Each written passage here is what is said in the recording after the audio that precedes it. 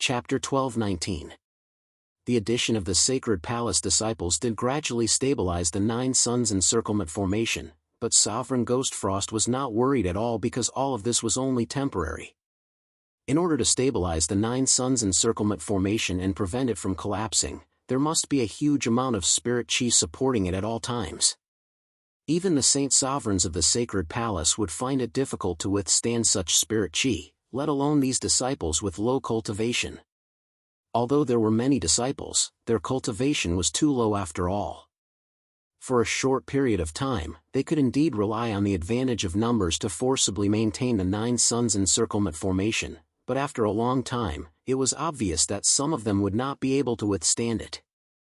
At that time, the 9 Suns encirclement formation would undoubtedly collapse. A trace of contempt flashed in their eyes, but the experts of the Ghost Emperor's sect still did not stop attacking. At the same time, Qianling did not sit down cross-legged like Xiaochen and the others, but looked at the sky with a complicated expression. The Xianyuan clan still hasn't changed at all. Qianling naturally knew that among the 3 masters of the human race, the Xianyuan clan was the closest to the ghost race's territory, but until now, the Xianyuan clan had not appeared. The answer was self-evident. Just like many years ago, the Xianyuan clan was only thinking about their own clan and how to protect themselves, so they were unwilling to fight to the death with the Ghost Emperor sect. In Qianling's opinion, the Xianyuan clan's choice was both within the plan and unexpected. After all, so many years had passed, and he thought that the Xianyuan clan would have changed, but who would have thought that it was still the same? It was impossible to rely on the Xianyuan clan, so now they could only pin their hopes on others. The Xianyuan clan was unwilling to rescue the Sacred Palace, but Qianling was still confident that the other 2 of the 3 masters of the human race would take action. After all, the Sacred Palace was the human race's quasi-saint sect, but he did not know if they could make it in time. Judging from the current situation, although Xiaochen had mobilized everyone in the Holy Palace, they could only hold on for another 2 days at most. By that time, those ordinary disciples with low cultivation would have exhausted their spiritual power. At that time, it would not be so easy to maintain the spirit array to contend with the experts of the Ghost Emperor sect.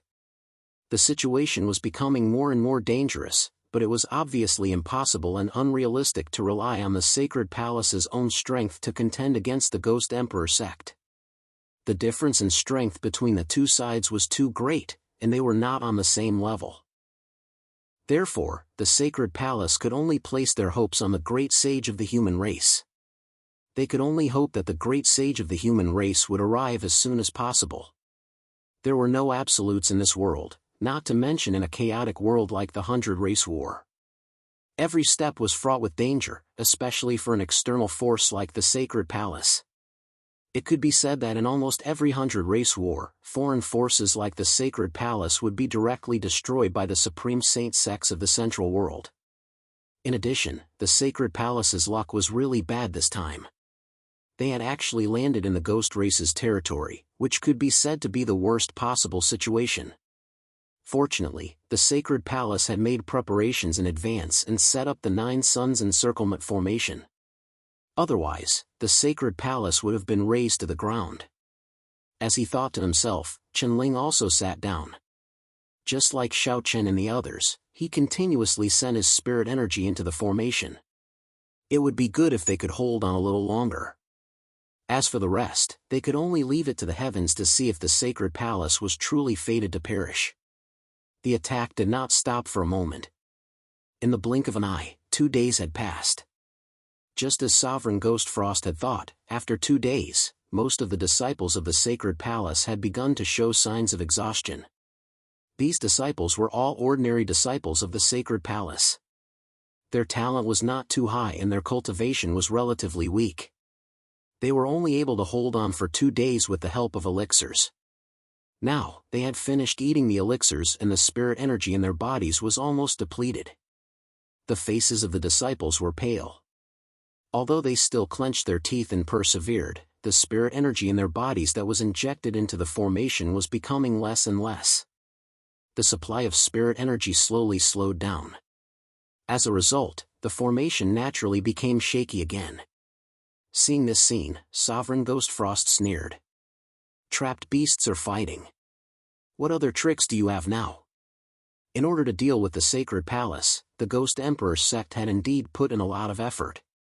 However, although there were some twists and turns in the process, the result did not change. At least in Sovereign Ghost Frost's opinion. Now that the sacred palace's 9 suns encirclement formation was about to reach its limit, as long as the formation was broken, it would be easy to take down the sacred palace. In addition, everyone in the sacred palace was exhausted and their spirit energy was depleted. As a result, without the protection of the formation, they were no different from lambs waiting to be slaughtered. At the same time, Xiao Chen also felt the changes in the formation. At this time, his face was also pale. He slowly opened his eyes and glanced around at the many disciples who had begun to faint. A trace of helplessness flashed in Xiao Chen's eyes.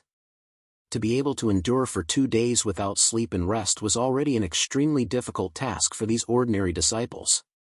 Still not here? He thought to himself. The sacred palace could be said to be a lamp that had run out of oil. However, in the end, they still did not wait for the arrival of the human race's great saint. While thinking to himself, Xiao Chen's gaze also turned to Sovereign Ghost Frost in the sky.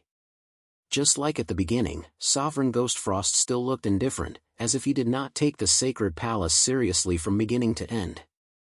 At most, they could hold on for half a day. After half a day, the formation would be broken. More and more disciples fainted.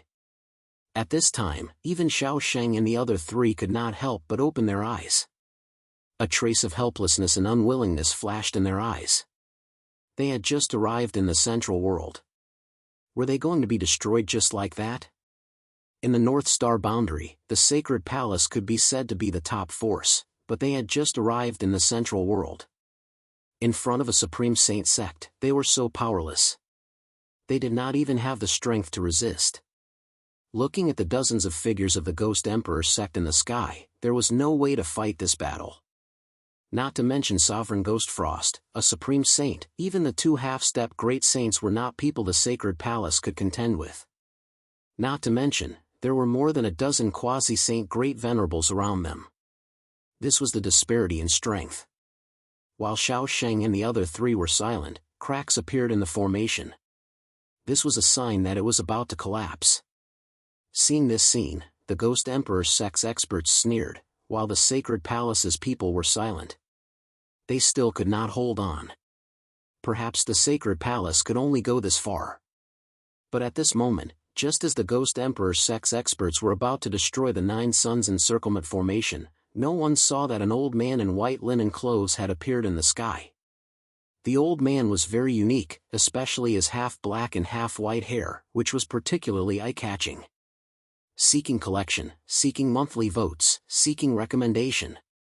If you want to talk about Sword Master of 8 Desolations with more like-minded people, follow Excellent Literature on WeChat. Talk about life, find confidence. Chapter 12:20.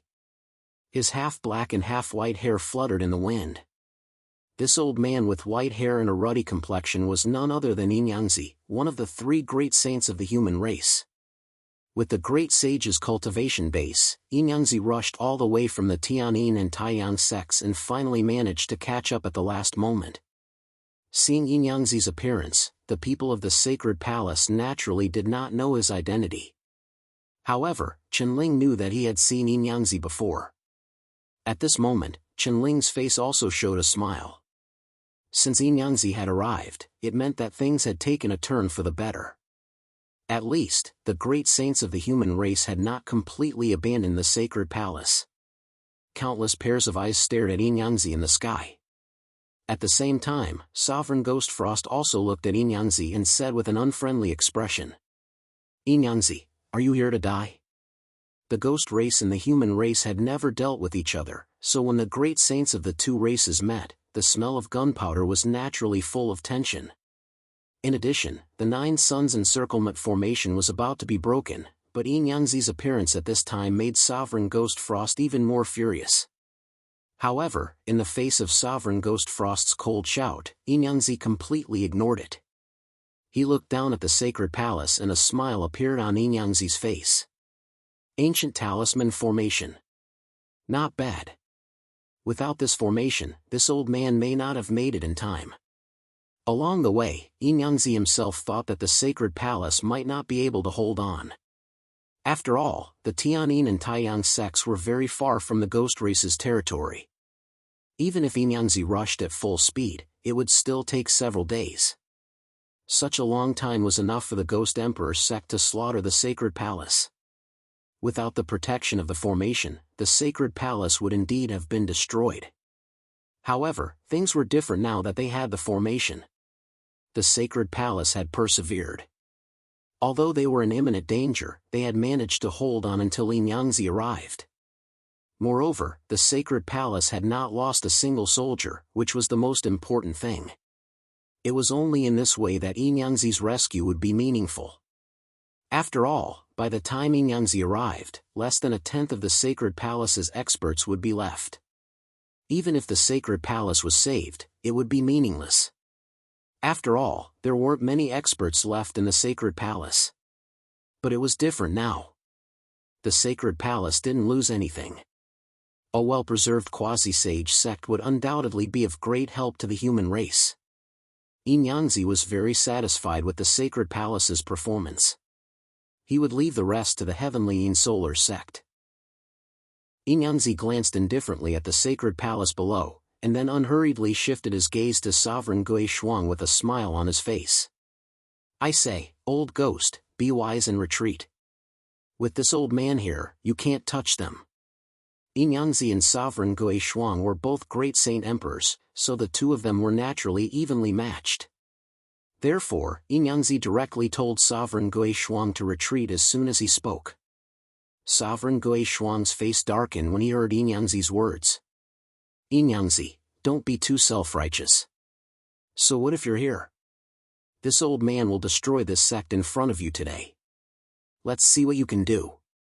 Yangzi had only appeared alone. Sovereign Gui Shuang wasn't stupid.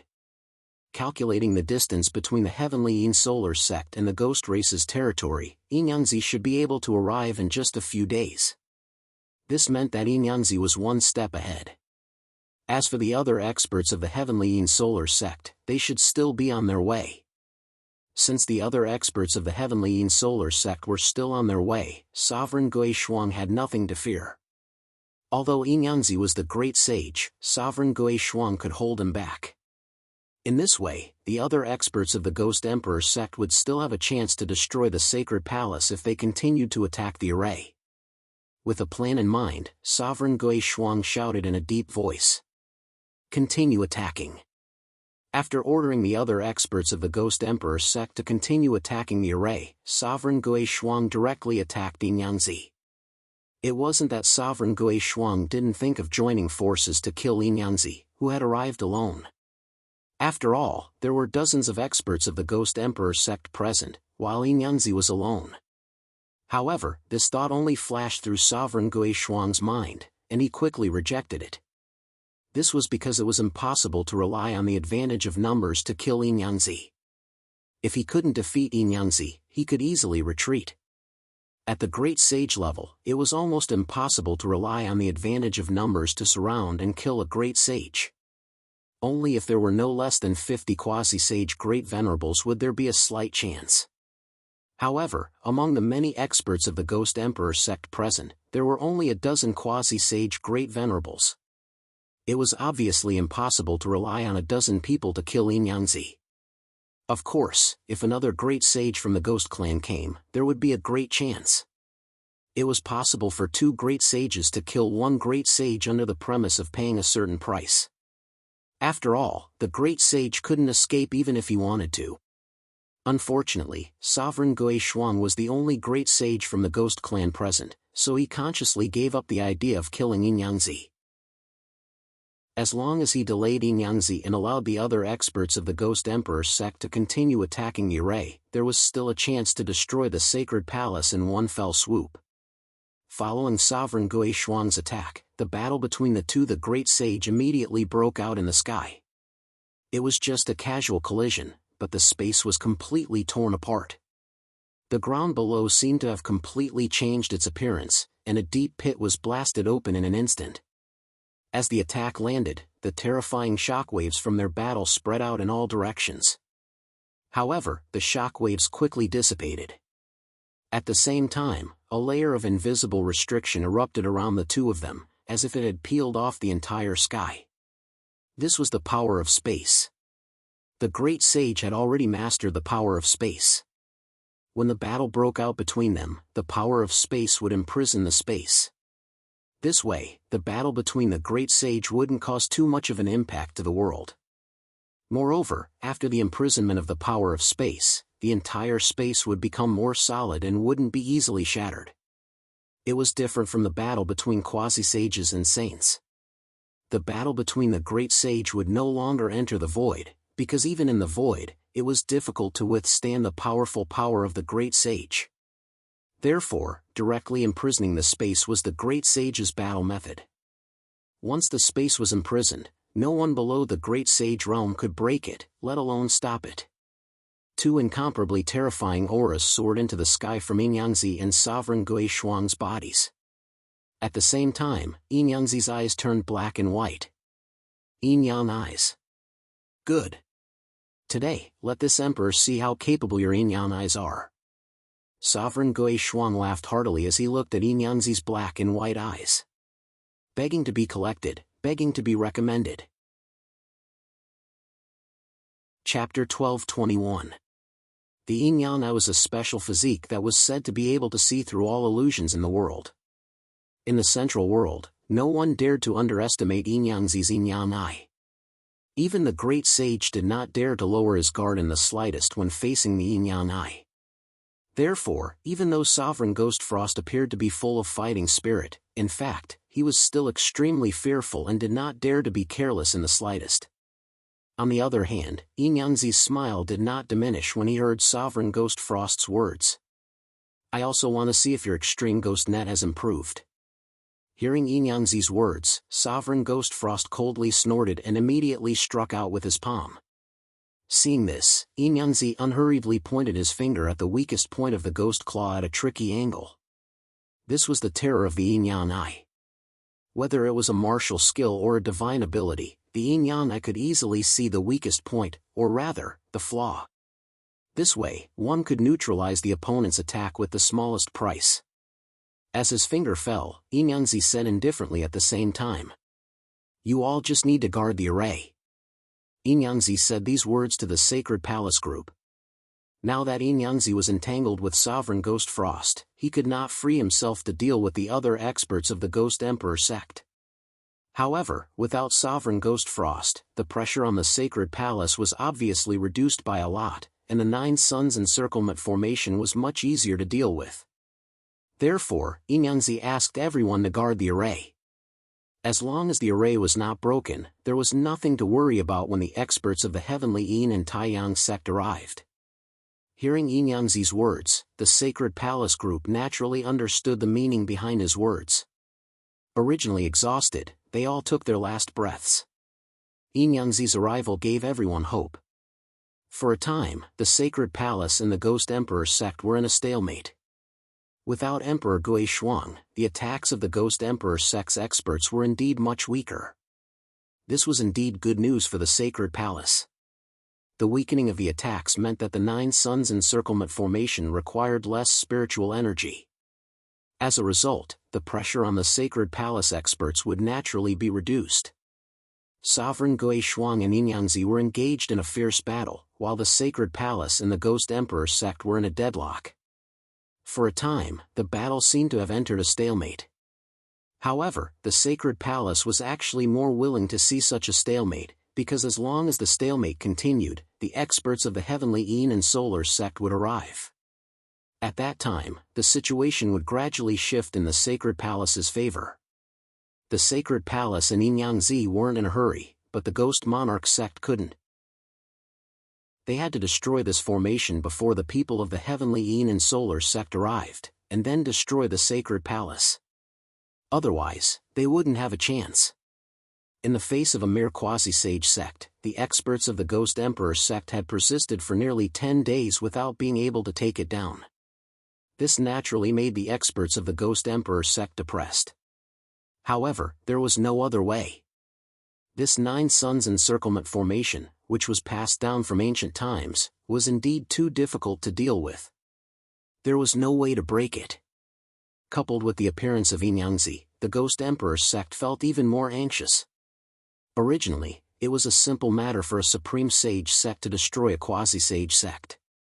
But who would have thought that this tiny quasi-sage sect would actually have such a turtle shell?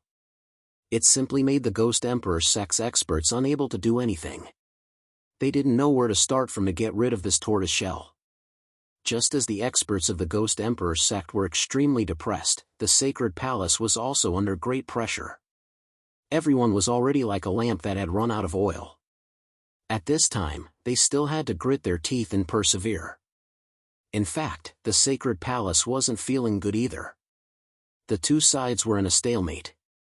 The battle between Sovereign Ghost Frost and Inyanzi had no intention of determining a victor.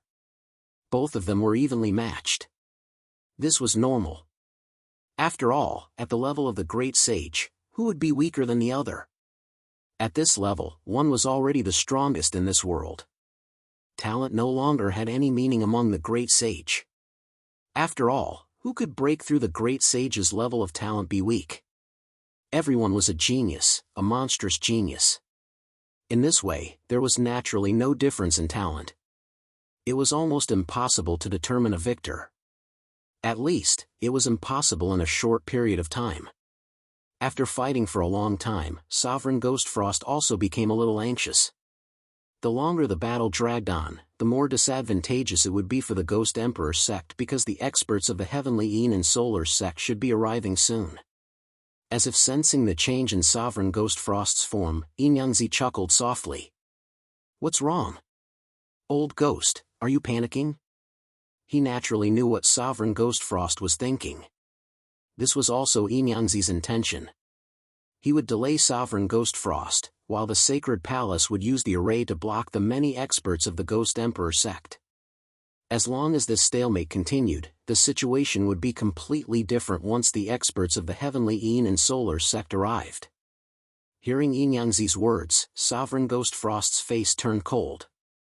He didn't answer, but he increased the intensity of his attacks. This was the first time they had witnessed a battle between the Great Sage with their own eyes. It wasn't an exaggeration to describe it as earth-shattering. Unfortunately, Xiao Chen and the others weren't in the mood to enjoy such an earth-shattering battle. At this moment, everyone in the Sacred Palace was focused on maintaining the array. Time slowly passed. Half a day later, although the 9 suns encirclement array seemed to be on the verge of collapse, it still didn't collapse. It was like a small boat struggling to move forward in a storm.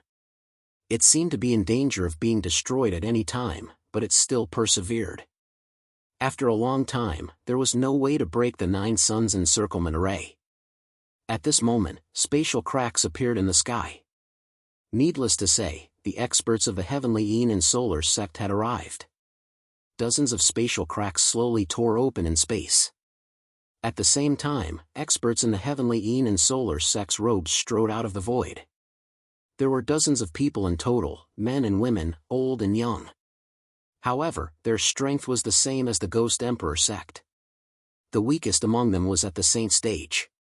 Moreover, the Heavenly Eon and Solar sect had one more half-step Great Sage than the Ghost Emperor sect. In the end, they failed to break the array before the experts of the Heavenly Eon and Solar sect arrived. Now that the experts of the Heavenly Eon and Solar sect had appeared, it was obvious that the Ghost Emperor sect no longer had the chance to attack the Sacred Palace.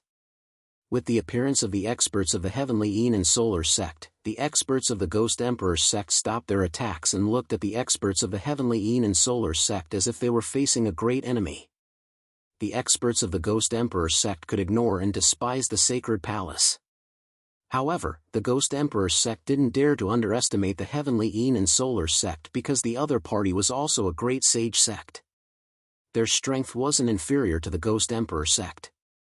Begging for collection, begging for monthly votes, begging for recommendation. Chapter 12:22. The experts of the two Great Sage sects faced each other. Both sides obviously knew each other. At the very least, they had fought before. Therefore, as soon as they saw each other, the experts of the Heavenly Yin and Taiyang sect sneered. The difference in strength between the two sides wasn't great, but in terms of condition, the Heavenly Yin and Taiyang sect was clearly in a better state, much better state. After all, the experts of the Ghost Emperor sect had been attacking the array with all their strength for so many days. Although they were much better off than the Sacred Palace, they definitely couldn't be considered in peak condition. Under the premise that everyone had consumed so much energy, if the Ghost Emperor sect were to fight with the Heavenly Yin and Taiyang sect at this time, there would only be one result, a crushing defeat. After all, the weakest cultivator present had reached the saint stage. In this way, unless they fought to the death, it would be very difficult for them to die. Life and death were easy to say, but defeat could be said to be a certainty. In other words, the Ghost Emperor sect had no other way to deal with the Sacred Palace. After besieging for so long, they were going to return empty-handed in the end. They had mobilized so many experts, but now, let alone destroy the Sacred Palace, they couldn't even touch a hair of the Sacred Palace. This was unacceptable to the experts of the Ghost Emperor sect. They were depressed, but there was nothing they could do. At this time, Sovereign Ghost Frost and Inyanzi also stopped fighting and came to the front of their respective sections. Sovereign Ghost Frost glanced at the experts of the Heavenly Yin and Taiyang sect and said with a gloomy face, "Inyanzi, do you think this can save your sect?" The angriest person was naturally none other than Heavenly Emperor Ancestor Gui Shuang. Even he had personally taken action, but in the end, he couldn't even touch a hair of Yi Shiwen. As a great Saint Emperor, how could Gui Shuang accept this? At this point, for Sovereign Ghost Frost, it was no longer important whether he could destroy the Sacred Palace or not. Even so, Sovereign Ghost Frost couldn't let Inyanzi have an easy time. A trace of coldness flashed in his heart. At the same time, Inyanzi also said with a chuckle, "What? Old ghost, you still want to fight? It's alright, I'll keep you company." Inyanzi was not afraid of Sovereign Gui Shuang and the Ghost Emperor sect. Hearing this, Sovereign Gui Shuang's face became gloomier and murderous intent filled his eyes. At the same time, he gritted his teeth and said, "Inyanzi, don't be happy too early." As Ghost Frost Sovereign spoke, a monstrous ghost chi soared into the sky from his body. At the same time, as the ghost chi spread, the space began to collapse inch by inch, like the bark of a tree that began to fall off. In an instant, a huge black hole appeared in the sky. At the same time, from the black hole, a terrifying void storm wantonly emerged. Upon sensing the void storm, Inyanzi's eyes glinted in surprise. "Old fogey, you're crazy. You actually triggered spatial turbulence." It had never occurred to him that Sovereign Ghost Frost would not hesitate to trigger spatial turbulence. This was simply insane. Spatial turbulence was a kind of space-time disorder caused by spatial tremors. Once someone was sucked into it, they would either die in the void or be transported to any place in the world. Unexpectedly, Sovereign Ghost Frost did not hesitate to trigger spatial turbulence. Following Inyanzi's shout, Sovereign Ghost Frost sneered. "Inyanzi, you're delusional if you want to bring them back safely. I'd like to see how many people you can save." Triggering spatial turbulence was definitely something only a madman would do. Once someone triggered spatial turbulence, they would definitely be caught in it. Even a great sage or emperor would be injured if they were in the center of the spatial turbulence. It could be said that this was a move that would harm the enemy by 1,000. Therefore, under normal circumstances, no the great sage would be willing to use this move. However, the hatred in Sovereign Ghost Frost's heart was too strong. Even if he was injured, he would not let Inyanzi have an easy time. As soon as his voice fell, Sovereign Ghost Frost pushed his hands forward. Immediately, a wave-like void storm rushed madly towards the Sacred Palace. The 9 Suns Encirclement Formation could withstand spiritual power attacks, but it could not withstand the void storm. At the same time, Sovereign Ghost Frost was naturally the first to be swallowed by the void storm. His face instantly turned pale. However, as the great sage, even if he was swallowed by the spatial turbulence, he was still as steady as Mount Tai. There was no sign of him being swept away. Although Sovereign Ghost Frost could resist the spatial turbulence, the many disciples of the sacred palace were in trouble. At this time, the spatial turbulence frantically passed through the 9 suns encirclement formation and rushed into the sacred palace. Many disciples of the sacred palace were quickly swept away by the spatial turbulence. Seeing this scene, Inyanzi did not have time to think. He immediately took action to stabilize the space. However, he was still too slow. After all, the spatial turbulence had already appeared. He could only do his best. The raging spatial turbulence continued to sweep away one sacred palace disciple after another. On the main square, Xiaochen, Qinshuru and the other 2 girls stood side by side. Feeling the raging spatial turbulence, Xiaochen's face turned solemn. He could not help but say to the 4 girls beside him in a low voice, "Be careful." This was the first time Xiaochen had seen the spatial turbulence. It was very terrifying. There was no way to resist it at all. Just as Xiaochen's voice fell, a spatial turbulence rushed towards the main square. Seeing this, Xiao Sheng and the other 3 did not hesitate. They immediately took action to protect Xiaochen and the others. In the face of the spatial turbulence, there was basically no resistance under the Saint Realm. Fortunately, with the help of Xiao Sheng and the other 3, Xiaochen and the others were not in danger. They originally thought that the crisis was over, but no one expected Tianyu to be swept into the spatial turbulence. As the first holy maiden, Tianyu's strength was not weaker than Xiaochen's. However, in the face of the spatial turbulence, she still had no power to resist. Seeing that Tianyu was about to be swept away by the spatial turbulence, Xiaochen instinctively reached out and grabbed Tianyu. But the result was obvious. The 2 were swept away by the spatial turbulence almost instantaneously.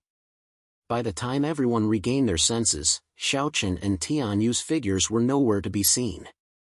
Qinshuru and the other 2 girls' expressions changed drastically when they saw Xiaochen and Tianyu being swept away.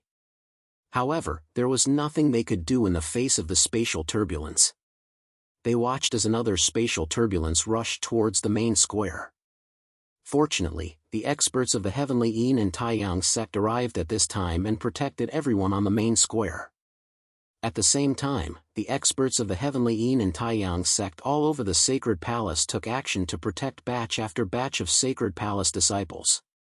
Moreover, Inyanzi also took action and gradually stabilized the rampaging spatial force.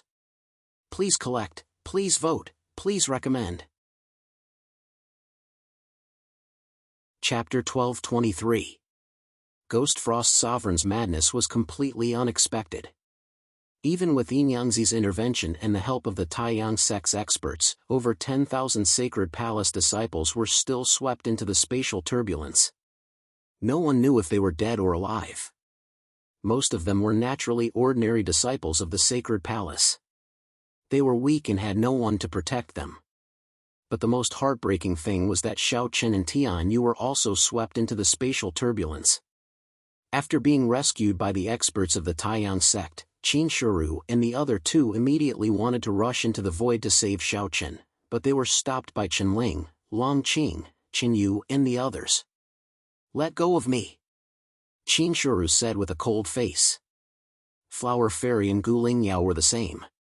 Facing the 3 women's cold shouts, Qinyu and the others clearly could not let go. Qinling opened his mouth to comfort them. "Calm down, I know you're worried about third brother, but even if you rush into the void now, what can you do? Not only will you not be able to save third brother, but you might even die. What will you do then?" Moreover, third brother was only swept away by the spatial turbulence. He might not necessarily be in danger. Perhaps he was just teleported to another place. If you do this, what will happen to third brother when he returns? After hearing Qinling's words, Qinshuru and the other 2 women still refused to give up. Seeing this, everyone knew that the 3 women wouldn't listen to anything they said. In the end, Longqing had no choice but to directly knock the 3 women out. Only then did they calm down. At this moment, the 3 women were in a fit of anger. It was useless to say anything, so they could only temporarily restrain them. After doing all this, Xiao Sheng and the others came to the experts of the Taiyang sect and cupped their hands in thanks.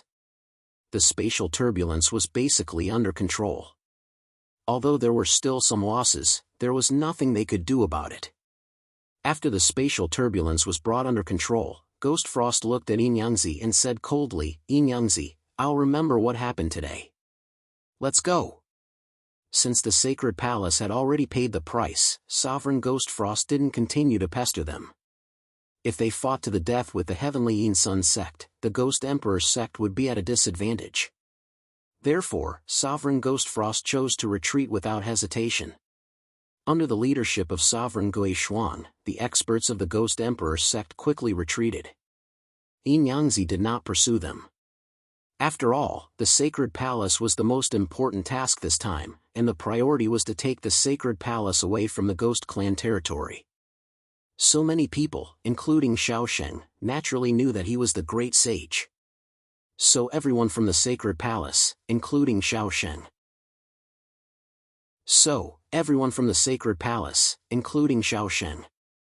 Yin Yangzi didn't care about their greetings and said calmly, "Let's leave this place first." After leaving the ghost race's territory, Xiao Sheng and the others hesitated for a moment. But in the end, they still said, "Senior, one of our chosen has been swept into the spatial turbulence." Xiao Sheng was obviously talking about Xiao Chen. His purpose was to get Yin Yangzi to save him. But Yin Yangzi shook his head slightly. "He's already been swept into the spatial turbulence. I can't do anything about it.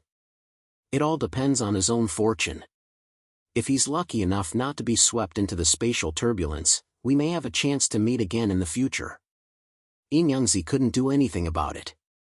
Xiao Sheng was unwilling to accept this, but there was nothing he could do. If even Yin Yangzi couldn't do anything about it, then there was no need to mention the others. Xiao Sheng and the others didn't have any more time to think.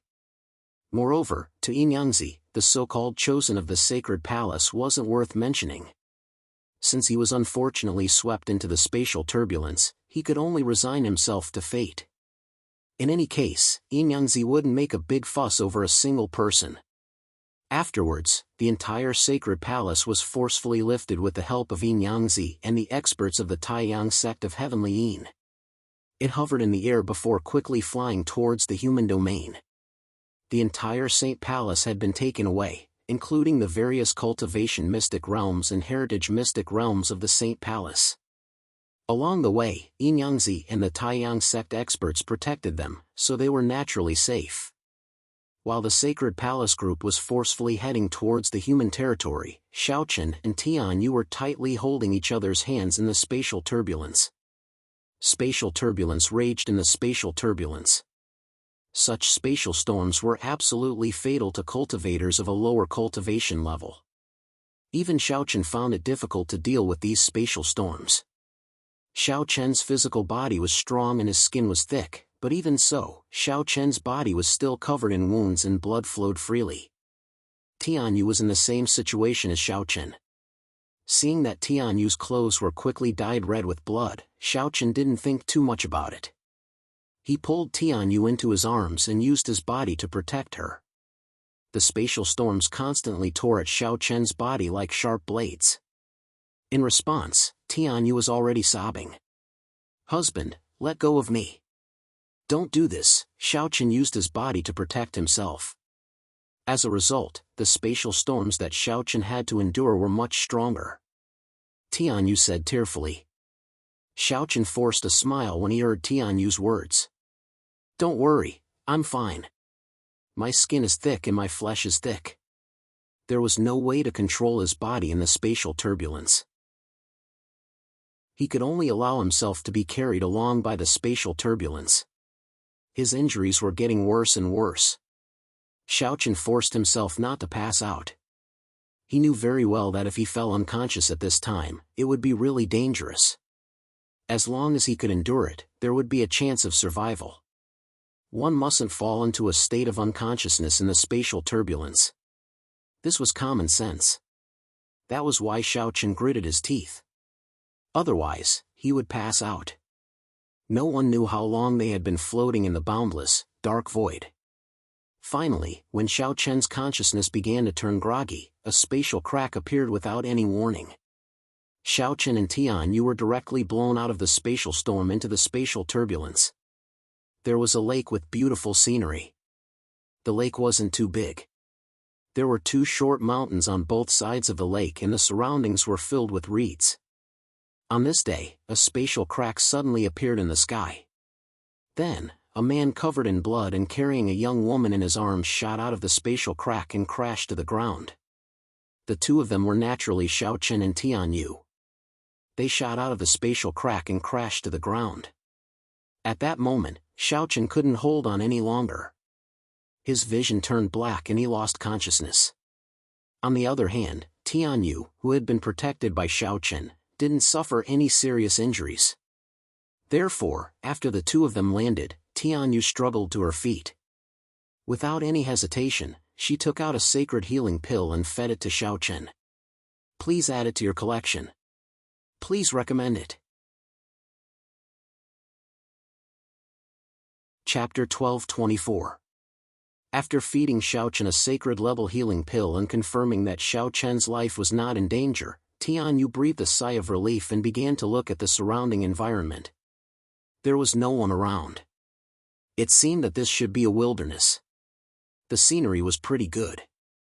After confirming that there was no danger around, Tian Yu also sat down on the ground. Although her situation was much better than Xiao Chen's, she was still extremely tired at this time. There should be no danger for the time being. It was good that Xiao Chen had enough time to recover from his injuries. After all, neither of them knew where they were now. It was indeed troublesome to drag a seriously injured body. After resting for more than an hour and recovering some spiritual power, Tian Yu carried Xiao Chen all the way to the dense forest by the lake.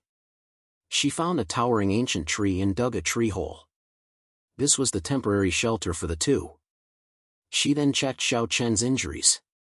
They were very serious, but fortunately, Xiao Chen's physical body was strong. Otherwise, such injuries would definitely cripple him even if he did not die. It was also because of the tempered battle body's 3rd heavenly body that had the ability to heal quickly. When they were in the void, Xiao Chen was constantly recovering from his injuries, which was why he was able to survive. However, because he overused the self-healing ability of the heavenly body realm, Xiao Chen could only rely on his physical body to recover slowly. He could no longer use the ability of the tempered battle body. A day passed. At noon the next day, Xiao Chen slowly woke up. Seeing Xiao Chen wake up, Tian Yu hurriedly came over and asked Xiao Chen with concern. "Husband, how are you?" "It's just a small injury." "I'm fine." Hearing Tian Yu's question, Xiao Chen smiled. As long as his life was not in danger, Xiao Chen did not think it was a big problem. This was confidence brought by the tempered battle body. After casually chatting with Tian Yu for a while, he also found out about the current situation of the 2 of them. He did not know where exactly this place was, but for now, the best plan was to recuperate. Only when their injuries were completely healed would they have the ability to deal with various dangers. They didn't intend to leave this place in a hurry. Now, this lake was the most suitable place for Xiao Chen and Yi Xuan to recuperate. This could be considered their only bit of luck. At least they didn't fall into a wolf's den or a tiger's den. After checking his body, Xiao Chen found that the injuries in his body were not light. It was obviously impossible for him to fully recover in half a month. Xiao Chen felt that half a month was a very long time. However, if other people knew about this, they would probably curse.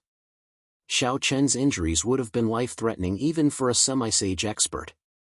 However, Xiao Chen had recovered in just half a month. This couldn't be said to be abnormal. It was simply heaven-defying. This was the advantage of having a strong physical body. It was like an unkillable cockroach. Xiao Chen and Tian Yu spent almost every day recuperating. Tian Yu's injuries were much lighter than Xiao Chen's, but what was incredible was that Xiao Chen's injuries healed faster than Tian Yu's. It only took 10 days for Xiao Chen's injuries to fully recover. It took 5 days less than expected. The help of the medicinal pills couldn't be ignored. Xiaochen was the first to recover. Such self-healing speed made Tianyu envious. He had an immortal body. As long as he was hanging on by a breath, he could quickly recover. His physical body was definitely Xiaochen's strong point. There was no doubt about this. After waiting for another 3 days, Tianyu's injuries were completely healed. Only then did the two of them prepare to leave this place. Although this place was safe, Xiaochen and Tianyu obviously couldn't stay for long. Due to the spatial turbulence, they had been separated from the Sacred Palace group. Hence, Xiaochen and Tianyu's current goal was naturally to return to the Sacred Palace as soon as possible. They didn't know where this place was, nor did they have any good ideas. Xiaochen and Tianyu could only choose a direction and force their way out of this place. It would be best if they could find a city or village. That way, they could ask where this place was. At the very least, they could find out which clan's territory this place belonged to. They didn't encounter any danger along the way. 2 days later, Xiaochen and Tianyu finally arrived outside a small village. From a distance, the village didn't seem very big. It only had a population of 100 or so households. Without much thought, Xiaochen and Tianyu directly headed towards the village. But before they could get far, an arrow suddenly shot out, heading straight for Xiaochen and Tianyu. It was a sudden attack, but a mere arrow like this posed no threat to Xiaochen and Tianyu. They couldn't even be bothered to dodge the arrow. Instead, they used their physical bodies to take the arrow head-on. Even though the arrow struck Xiaochen's body was as hard as steel. The arrow didn't hurt Xiaochen in the slightest. How is this possible? As soon as the arrow landed, a cry of surprise sounded from nearby. Xiaochen looked in the direction of the voice and saw a young demon race youth standing there with a bow in his hand. Demon race? A strange glint flashed in Xiaochen's eyes when he saw the young demon race youth. Then, Xiaochen easily sensed that there were dozens of demon race cultivators hiding in the surroundings. Xiaochen guessed that there were so many demon race cultivators. At the same time, he looked at the young demon race youth and said indifferently, "Where's this place?" "Human race?" asked Xiaochen. But the young demon race youth didn't answer. Instead, he snapped out of his daze and shouted coldly. As soon as the young demon race youth finished speaking, the demon race cultivators hiding in the surroundings revealed themselves. The leader was a middle-aged man with a cultivation base of the Dao transformation stage. These demon race cultivators seemed to be full of hostility toward Xiaochen and Tianyu. As soon as they appeared, the middle-aged man in the lead shouted coldly, "A human and a heavenly race cultivator. Attack and kill them." Without further ado, the middle-aged man ordered Xiaochen and Tianyu to be killed. Upon hearing this, Xiaochen wasn't surprised. After all, this was a special period of time. When the major races met, there was basically no such thing as peace. Since the dozens of demon race cultivators attacked, Xiaochen naturally wouldn't sit still and wait for death. These demon race cultivators were like clay chickens and pottery dogs in front of Xiaochen. Without much effort, Xiaochen killed all the demon race cultivators, leaving only the middle-aged man alive. Xiaochen walked up to the middle-aged man and asked in a deep voice, "Where is this place?" Xiaochen spared the man's life because he wanted to know something from him. After some questioning, Xiaochen finally learned that this was the territory of the demon race. Begging for your collection, begging for monthly votes, begging for recommendations. Chapter 1225. This was the territory of the demon race.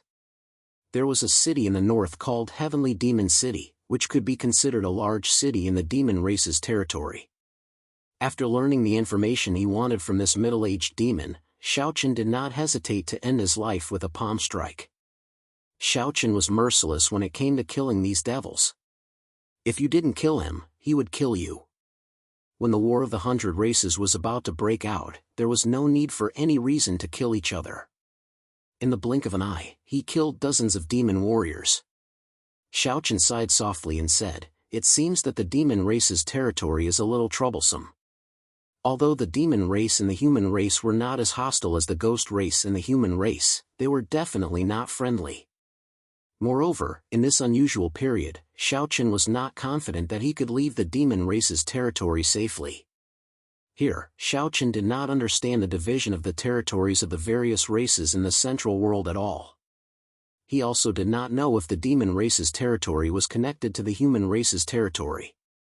If not, it would be really troublesome to return to the human race's territory. Falling into silence, Tianyu did not disturb Xiaochen when she saw him pondering. After a while, Xiaochen made a decision. Now, it could be said that he was in complete darkness and did not understand the situation in the central world at all. This was obviously not good. Therefore, Xiaochen planned to go to Heavenly Demon City first. It would be best if he could get a map in the city and figure out the division of the territories of the various races in the central world. Only then could he formulate the next step of his plan. Entering the Heavenly Demon City was obviously a very dangerous thing to do. One had to know that the Heavenly Demon City was one of the largest cities in the demon race's territory. Naturally, it wasn't something this small demon race tribe could compare to. The strongest person in this demon race tribe was only at the Dao transformation realm. However, Heavenly Demon City was different. There was a quasi-sage great venerable overseeing it. The consequences of entering Heavenly Demon City as a human could be imagined. Therefore, if he wanted to enter the Heavenly Demon City, he had to find a way to conceal his identity. Glancing at the corpses of the demons, Xiaochen secretly exhorted before making a bold decision. Just like the ghost race, the demons liked to wear loose black robes and cover their faces. This custom gave Xiaochen a chance to make his move. I can only give it a try. With a sigh, Xiaochen collected 2 black robes of the best quality from the corpses of the demons. He and Tianyu draped the black robes over their bodies and covered their faces. Their faces could no longer be seen. The only thing left was to conceal their auras. Concealing their auras was a piece of cake for Xiaochen and Tianyu. Very quickly, their auras were completely cut off. Even a saint stage expert would not be able to sense them. With the cover of the black robes, it was really difficult to see through the identities of Xiaochen and his companion. They were no different from ordinary demons, except that they were a little thinner. After all, demons were generally very tall and strong. But it was just a small flaw, so it was not a big deal. After making the necessary preparations, Xiaochen and Tianyu flew all the way to the north. After flying for about half a day, Xiaochen and Tianyu finally arrived at the Heavenly Demon City. Looking from afar, the huge Heavenly Demon City looked like a huge beast lying on the ground. The city walls, buildings, and various other buildings were all blood red. At first glance, the entire Heavenly Demon City gave off the feeling of a huge beast with its mouth wide open, ready to devour all living things. The Heavenly Demon City was very big and prosperous. However, it was not considered shocking to Xiaochen and Tianyu. After all, both of them were the first saints in the North Star territory. Naturally, they had a good eye for things. No matter how prosperous a city was, it was difficult for the two of them to be too shocked. Along the way to the city gate, many of the demons who were rushing into the city were like Xiaochen and Tianyu. They were all wearing black robes that covered their faces. With so many demons, Xiaochen and Tianyu did not feel out of place at all. Following the crowd, the two of them successfully entered the city. It was unknown whether the demons were too confident or too lazy. Although the city gate of the Heavenly Demon City was guarded by demon experts, it was almost useless. There was no check at all. Entering the Heavenly Demon City safely, Xiaochen and Tianyu first found an inn to stay. Then, Xiaochen bought a map of the central world. With just a glance, Xiaochen's heart sank again. The demon territory and the human territory did not border. They were separated by the beast race, ghost race, and barbarian race. In other words, from the demon territory, no matter which direction one took, one had to pass through one of the three races, the beast race, ghost race, and barbarian race. Only then could one reach the human territory. Judging from the location of the Heavenly Demon City, the shortest route from the heavenly demon city to the human territory was to pass through the territories of the beast race and ghost race. Passing through the territories of the beast race and ghost race and choosing one of the two was actually not a good choice.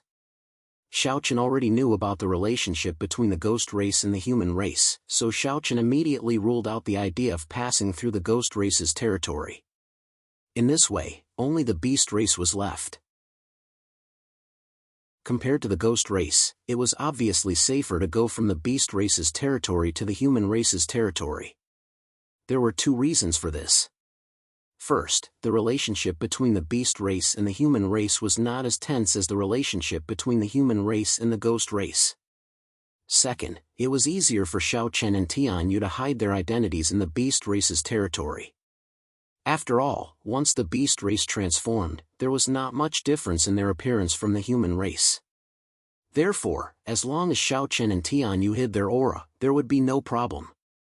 Of course, the premise was that Tianyu could not reveal her identity as a member of the divine race. However, it was also very easy to hide her identity as a member of the divine race. After all, the only difference between the divine race and the human race was the mark on their forehead. As long as Tianyu did not reveal the mark on her forehead, there would be no problem. Xiaochen already had a general plan. He hurriedly returned to the inn and went to his room.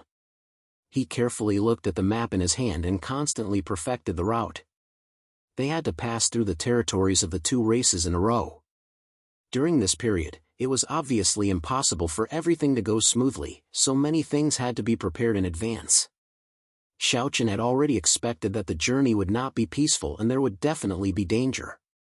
However, he did not expect that the danger would come so quickly. Just as Xiaochen stared at the map and seemed to be deep in thought, the door that was originally tightly shut was suddenly kicked open.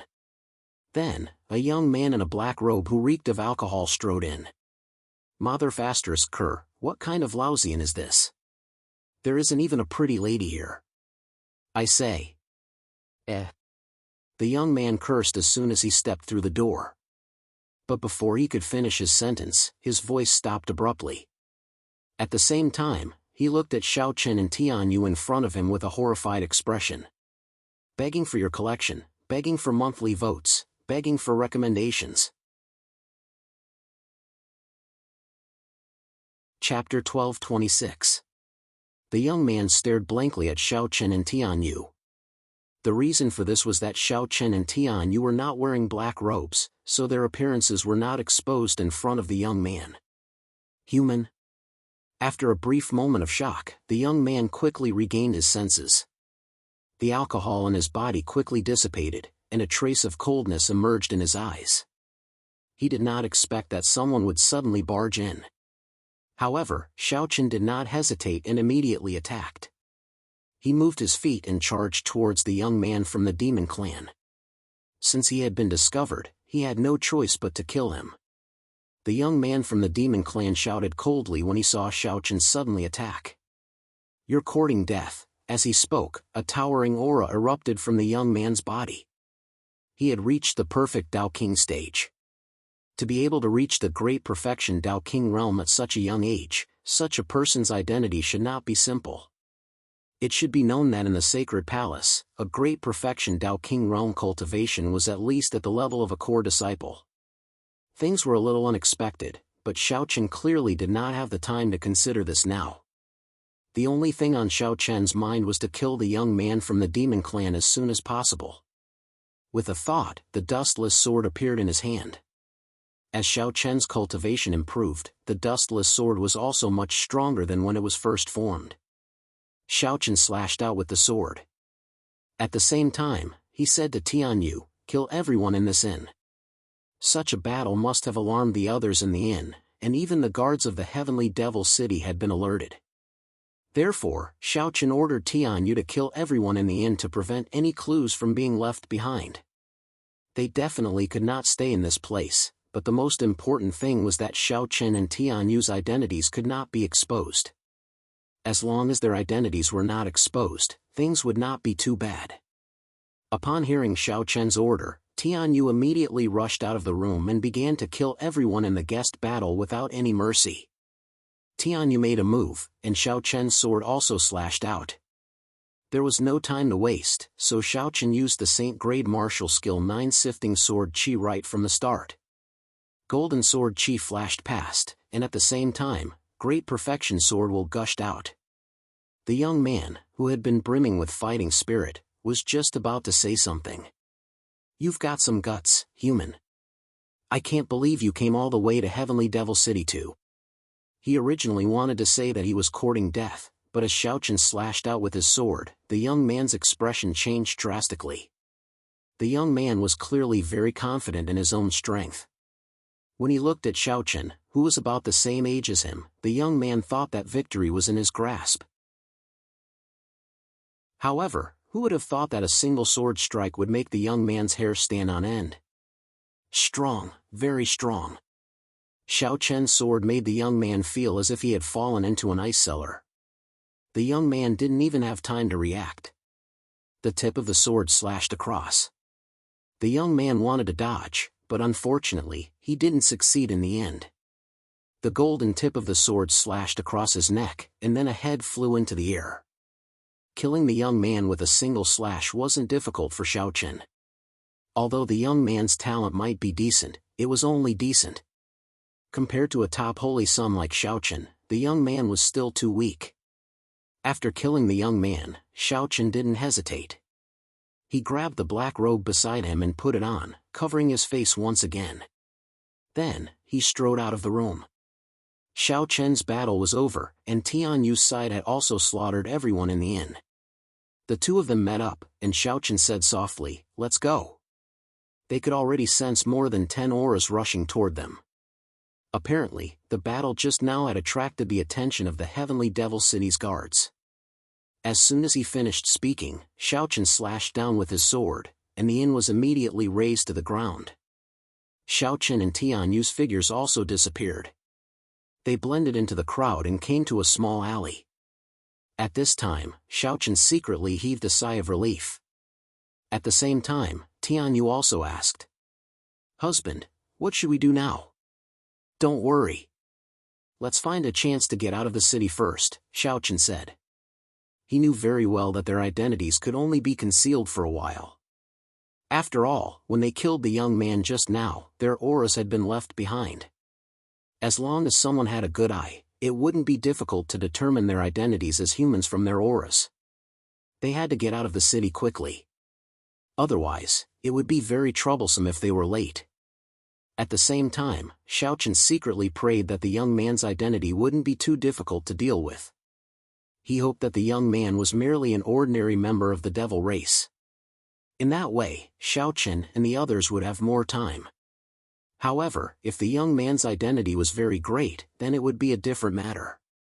Xiao Chen and Tianyu didn't hesitate to directly rush out of the city.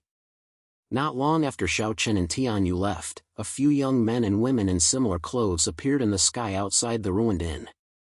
Every single one of these young men and women weren't very old, but their cultivations were extremely terrifying. The weakest amongst them was at the Tao King realm, and the person in the lead was even at the advanced stage of the Tao Emperor realm. If Xiao Chen was here, then he would definitely be shocked. Because the young man in the lead who was at the advanced stage of the Tao Emperor realm was none other than Sha Mo from the Northern Star Dimension. Sha Mo was originally a holy son of the Devil Sky Palace. Unfortunately, the Devil Sky Palace had been destroyed in the end, and Sha Mo had come to the Central World with the others. Compared to Xiao Chen, Sha Mo had arrived in the Central World almost 3 years earlier. During these 3 years, Sha Mo had successfully joined the Devil Emperor Palace and become a prospective holy son of the Devil Emperor Palace. The Devil Emperor Palace couldn't be underestimated.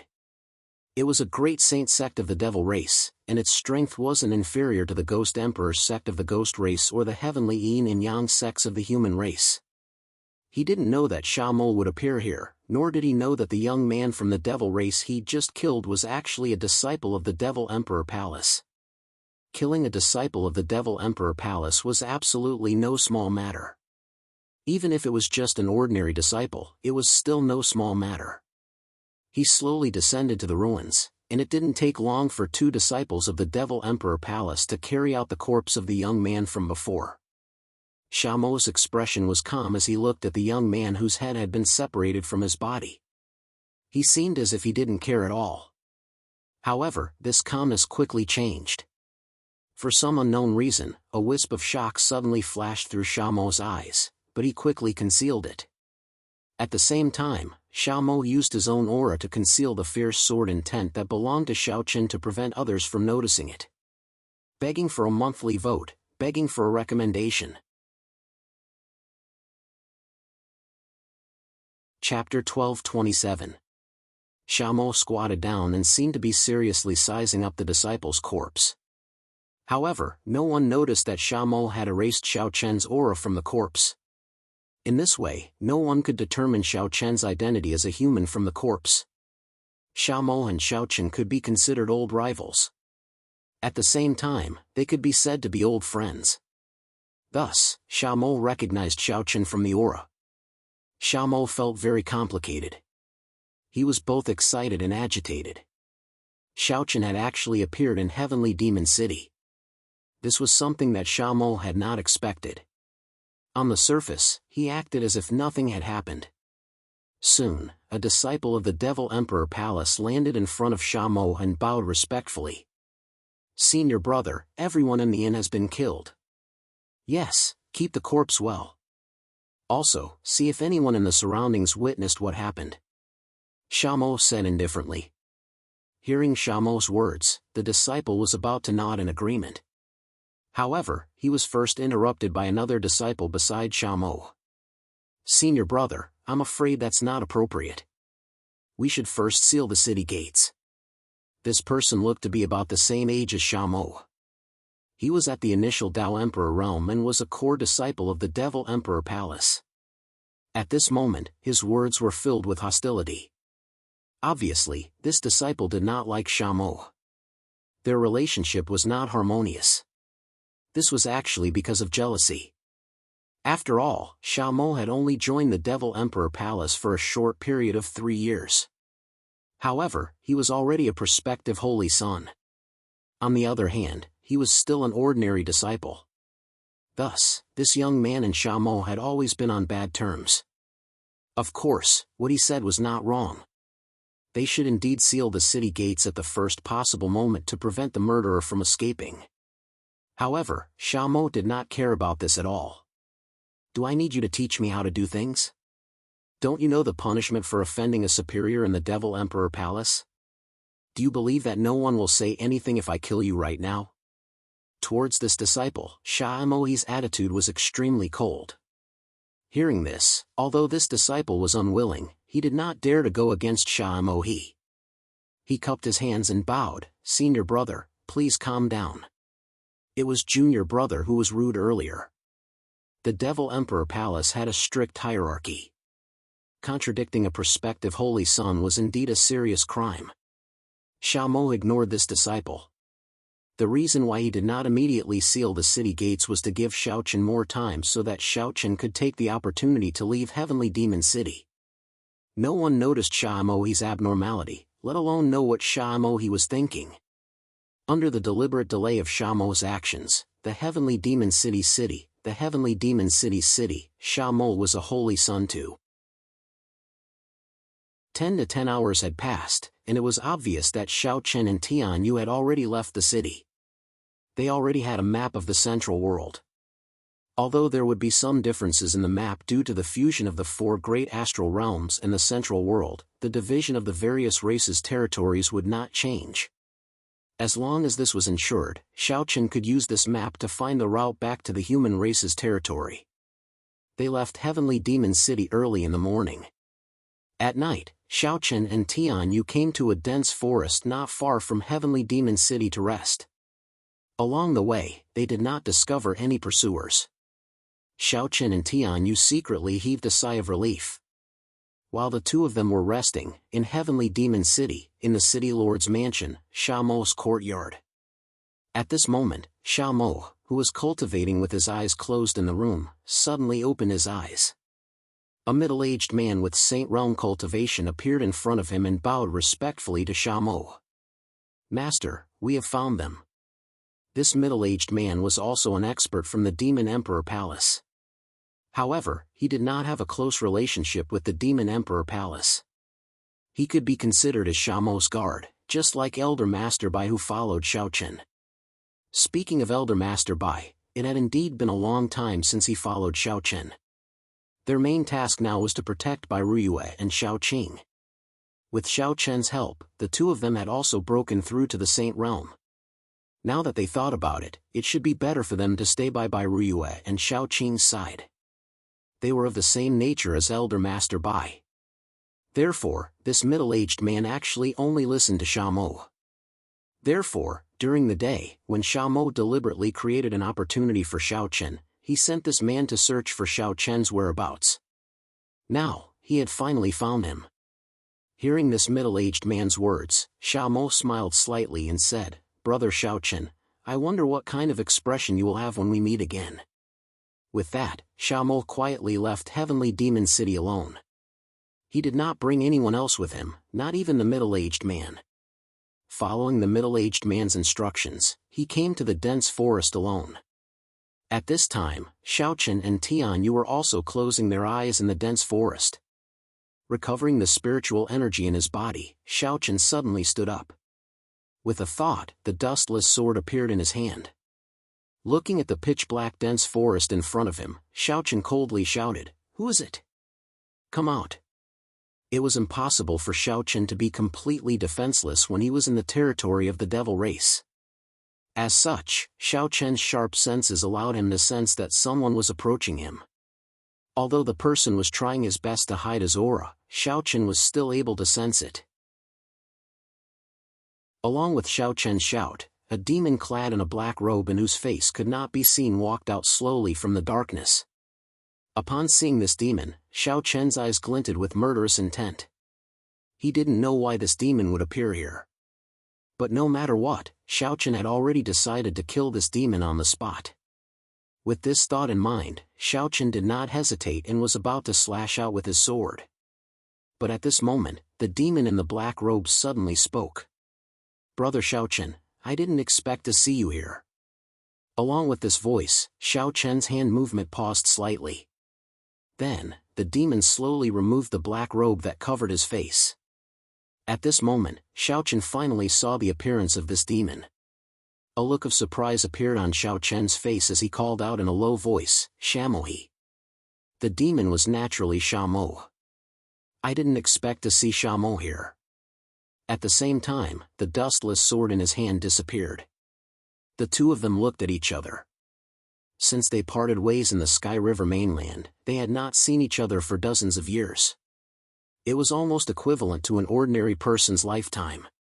However, for Xiaochen and Xiaomo, it was just like the blink of an eye.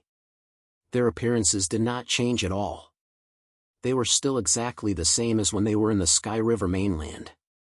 Seeking collection, monthly votes, recommendation. Chapter 1228. It had been a few decades since they parted ways in the Heavenly River continent. Both Xiaochen and Xiaomo felt a little emotional when they met again. After looking at each other for a few moments, Xiaochen broke the silence with a faint smile. "Yeah, I didn't expect to meet you here." Xiaochen turned to Tianyu, who had an unfriendly expression, and said, "It's fine. He's a friend from the past." Tianyu naturally didn't know who Xiaomo was. If Xiaochen didn't mention it, Tianyu would have killed Xiaomo. Even though Xiaomo was the quasi-holy son of the Demon Emperor Palace, in terms of strength, he was still inferior to Tianyu. After all, Tianyu was once the #1 holy lady of the North Star boundary. Xiaomo smiled and nodded at Tianyu. Then, he shifted his gaze to Xiaochen and said with a smile, "Brother Xiao, I'm really impressed. You actually managed to get holy daughter Tianyu to." Before he could finish his sentence, Xiaomo revealed an expression that all men understood. Xiaochen did not dwell on this issue. He made a gesture of invitation and the two of them sat down under a large tree.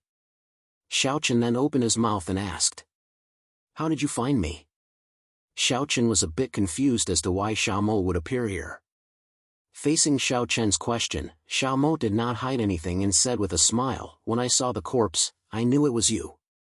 Xiao Mo found out about Xiao Chen through the remnant sword intent on the corpse.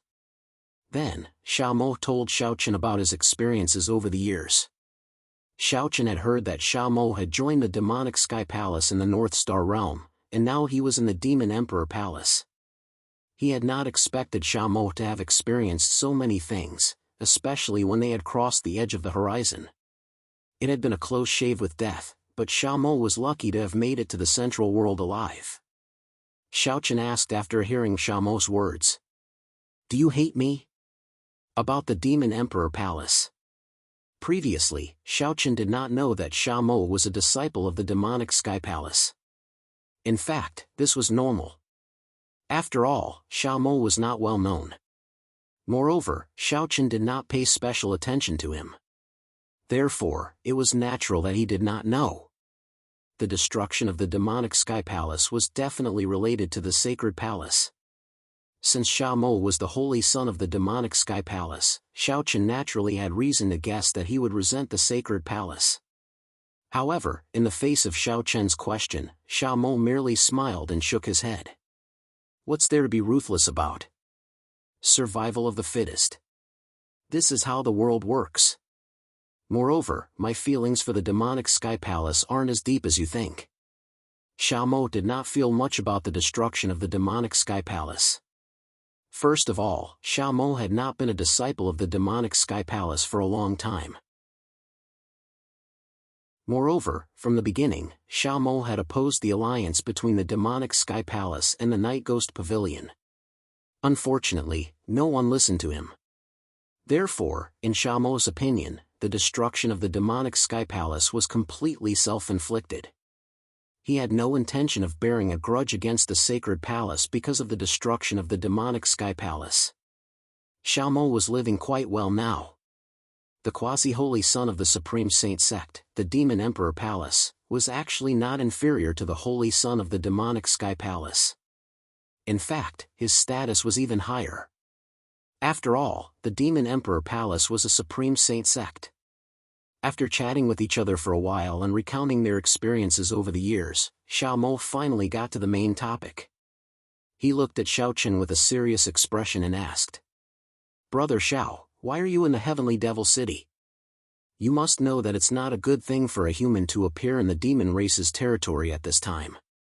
"Sigh, it's a long story," Xiao Chen said softly when he heard this. It was very strange that Xiao Chen would appear in the Heavenly Devil City. When faced with Xiao Mo's question, Xiao Chen quickly gave a simple explanation. Xiao Mo sighed softly when he learned the cause and effect of the matter. He didn't expect that the North Star world no longer existed and had completely merged into the central world. Xiao Chen had appeared here by accident because of the spatial turbulence. If Xiao Chen wanted to return to the human race's territory, he would have to cross the territories of the demon race and the beast race. Such a long journey would be dangerous. Not to mention a Dao Emperor realm cultivator like Xiao Chen, even a quasi-saint supreme venerate might die. It wasn't a simple journey. It could be said to be filled with danger. After listening to Xiao Chen's explanation, Xiao Mo was silent for a long time, and then he took out a black token from his spatial ring and handed it to Xiao Chen. "This is the token of the Demon Emperor Palace. Brother Xiao, it should be much more convenient for you to act in the demon race's territory with this token. Moreover, you can use the teleportation formations in the various cities. It'll be safer this way.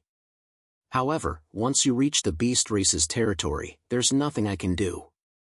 He had no intention of capturing Xiao Chen and bringing him back to the Demon Emperor Palace. Although capturing Xiao Chen might be a great merit, it was meaningless to Xiao Mo. He didn't care about such a small reward. On the contrary, Xiao Mo hoped that Xiao Chen could safely return to the human race's territory. It was for no other reason than the fact that they were friends. If the people of the Demon Emperor Palace found out that he had privately given the token of the Demon Emperor Palace, it would absolutely be a serious crime. However, Xiao Mo still gave this token to Xiao Chen. Xiao Chen took the black token from Xiao Mo's hand. He did not refuse, as this token could indeed help him a lot. Xiaochen didn't have many words of gratitude for Sha Mo's help. The relationship between the two was a little delicate. Moreover, Xiaochen wasn't someone who was good at thanking others. After keeping the token, Xiaochen looked at Sha Mo and said, "Brother Sha, I can't thank you enough. I'll remember today's matter. Do we still need to say these things? Alright, this is all I can help you with. Be careful, I'm going back." Hearing this, Sha Mo scolded with a smile. He then stood up and patted the dust off his body. Now that he had seen and done what he could, Sha Mo also planned to leave. Seeing this, Xiaochen didn't urge him to stay. Now wasn't the time to reminisce. Xiaochen also stood up. Looking at Sha Mo who was about to leave, Xiaochen said emotionally, "The next time we meet may be on the battlefield again. Brother Sha, don't die. If there's a chance in the future, you and I should drink and chat again." Sha Mo was from the Demon Clan and was also the prospective holy son of the Demon Emperor Palace. Xiaochen was from the Human Clan. The two of them were still in different camps. Moreover, it was now the 100 Clan War. When the time came, who could guarantee that the Human Clan and the Demon Clan wouldn't go to war? At that time, it wasn't impossible to meet on the battlefield. Hearing Xiaochen's words, Sha Mo smiled and said, "Don't worry, I won't die so easily. You, on the other hand, should first safely return to the Human Clan's territory before talking about other things." After speaking, without waiting for Xiaochen's reply, Sha Mo directly disappeared into the darkness in a flash. After watching Sha Mo leave, Xiaochen looked at Tianyu and nodded slightly. Then, the two of them also left under the cover of the night. Begging for collection, begging for monthly votes, begging for recommendations. Chapter 1229. After safely retreating from the Heavenly Devil City and obtaining the Demon Emperor Palace token, Xiaochen also personally experienced the power of the Demon Emperor Palace token during their journey. With the token in hand, no matter which city he went to, there would be no obstructions. When he entered the city, the guards would not even dare to check him. It was just as Sha Mo he had said. With this token, it would save him a lot of trouble. The journey was much smoother. Moreover, because of the token, Xiaochen and Sha Mo could also use the teleportation arrays in the various demon race cities. As a result, their speed was much faster. In a short 10 days, Xiaochen and the others entered the beast race's territory. By now, Xiaochen and Sha Mo had already taken off their black robes. In the beast race's territory, there was no point in wearing black robes anymore. In fact, it was a bad thing. They swaggered along the road and showed their true appearance. After all, there were many demonic beasts in the beast race's territory. As long as they didn't expose their aura, there wouldn't be much of a problem. After successfully leaving the demon race's territory and entering the beast race's territory, Xiaochen and Sha Mo took another step closer to the human race's territory. At this time, the sacred palace people in the human race's territory finally settled down. The place where they settled down was not far from the heavenly Yin Taiyang sect.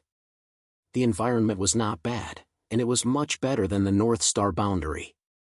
The entire sacred palace had been moved here together, so there wasn't much to pack. They directly chose the location of the new sect and settled down. The only thing worth mentioning was that the sacred palace had now become a subsidiary sect of the heavenly Yin Taiyang sect. After all, they were rescued by Yin Yangzi and the experts of the heavenly Yin Taiyang sect, so it was understandable that they were now a subsidiary sect of the heavenly Yin Taiyang sect. Moreover, although they were a subsidiary sect of the heavenly Yin Taiyang sect, the heavenly Yin Taiyang sect would not interfere in the sacred palace's affairs, nor did they require the sacred palace to hand over any resources to the heavenly Yin Taiyang sect. The only requirement was that the sacred palace had to obey the orders of the Sky Yin and Taiyang sect when war broke out. No matter who the opponent was, as long as the Sky Yin and Taiyang sect said to fight, the sacred palace had to fight, even if the opponent was one of the three masters of the human race. With just this one request, they could receive the protection of the heavenly Yin and solar sect. Therefore, this choice was not difficult. Xiao Sheng and the other three agreed without hesitation. After all, this was the central world. Without the protection of a supreme saint sect, it would be difficult to survive. Moreover, the sacred palace was a foreign force and not a native force of the central world. Their roots were shallow, so they needed the protection of the yin and yang sects. It had become a subsidiary sect of the heavenly yin sun sect. At the same time, the sacred palace began to search for Shaochen and Tianyu with the help of the heavenly yin sun sect. Yinyangzi and the experts of the heavenly yin sun sect had no interest in Shaochen and Tianyu. They were only doing a little to help the sacred palace. Compared to Shaochen, Yinyangzi was actually more curious about the other chosen and saintesses of the sacred palace, especially Longqing. As the great sage, Yinyangzi could tell that Longqing was not a human, but a pure-blooded dragon the moment he saw her. Yinyangzi did not find it strange that a dragon could become a sacred palace saintess because such things were not unheard of. Longqing was a pure-blooded dragon, but she had become a saintess of a human force. Such things were not uncommon in the central world. People called them traitors. Traitors meant that they had betrayed their original race and joined another race. Therefore, it was normal for Longqing to appear in the sacred palace. What really made Yinyangzi interested in Longqing was Longqing's bloodline. Of course, it was not because of greed. As the great sage, Yinyangzi was not attracted to a pure-blooded dragon. Although a pure-blooded dragon's body was full of treasures, Yinyangzi was already standing at the peak of this world. These things were not enough to make him pay too much attention. What really caught Yinyangzi's attention was the extremely pure power of Longqing's bloodline. According to Yinyangzi's guess, Longqing was a direct descendant even among the pure-blooded dragons. She should be a descendant of the current Dragon Emperor's bloodline. But why would a descendant of the Dragon Emperor's bloodline appear in the sacred palace? One had to know that the pure-blooded dragons of the Dragon Emperor's bloodline were all people of high status among the beast races. Yinyangzi did not hide Longqing's curiosity. Therefore, after settling down in the sacred palace, Yinyangzi personally met Longqing in the sacred palace. Of course, Shaosheng and the other three ancestors were also present, as well as a group of experts from the Tianyin and Taiyang sects. Longqing strode into the hall when she received Yinyangzi's summons. Longqing naturally had her guard up in the face of so many experts, especially Yinyangzi. After all, she did not know if Yinyangzi was interested in her bloodline. In this regard, Yinyangzi clearly saw through Longqing's thoughts. As soon as he spoke, Yinyangzi chuckled and said, "There's no need to be nervous. There's no need to be nervous. The pure-blooded dragon race doesn't have much allure to me. After all, our paths are different. At my level, it would be a joke if I wanted to devour some bloodline power to improve. Furthermore, no one here would covet your bloodline power. I called you here today to talk to you about why you're here in the sacred palace as a descendant of the Dragon Emperor's bloodline." He bluntly told Longqing that no one present would covet her bloodline power. Longqing secretly relaxed when she heard this, but she did not dare to be careless. She told Yinyangzi the truth. After hearing about Longqing's past, Yinyangzi finally understood why Longqing had appeared in the sacred palace, and a smile appeared on his face. No wonder. As soon as Yinyangzi's voice fell, a half-step great saint from the Taiyang sect of Heavenly Yin spoke up hesitantly. "Patriarch, I'm wondering if we should." He was hesitant. Seeing this, Yinyangzi said indifferently, "If you have something to say, just say it. What are you hemming and hawing for?" After being scolded by Yinyangzi, the half-step great saint gritted his teeth and said, "Patriarch, I'm wondering if you should speak. Ancestor, I'm thinking that since this little girl is a descendant of the Dragon Emperor's bloodline, can we try to contact the dragon race? If we can join forces with the beast race, it will be easier to deal with the 100-race war." Longqing's identity made the half-step great saint think of allying with the beast race. Hearing this, everyone present pondered for a moment, then nodded in agreement. Please collect, vote, recommend.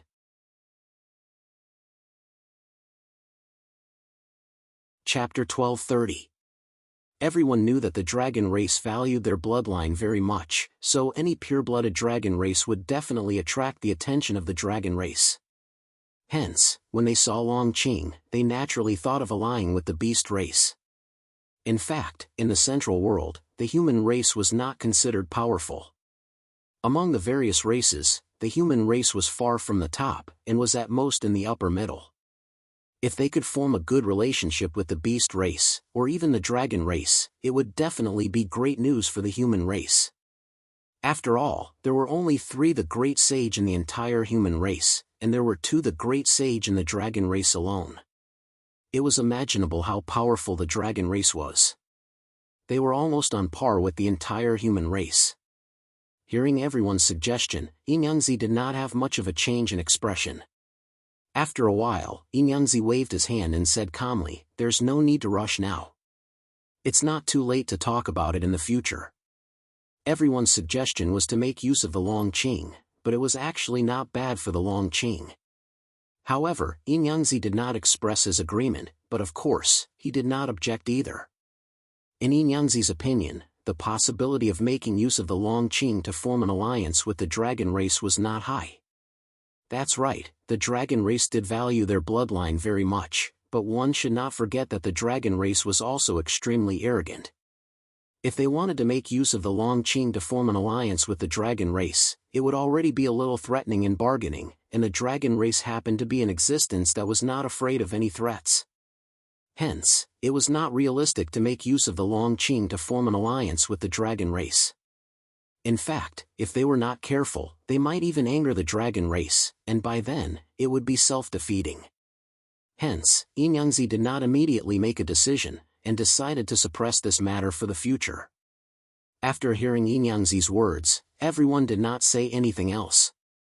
Since Inyanzi had already made a decision, they could only follow his orders.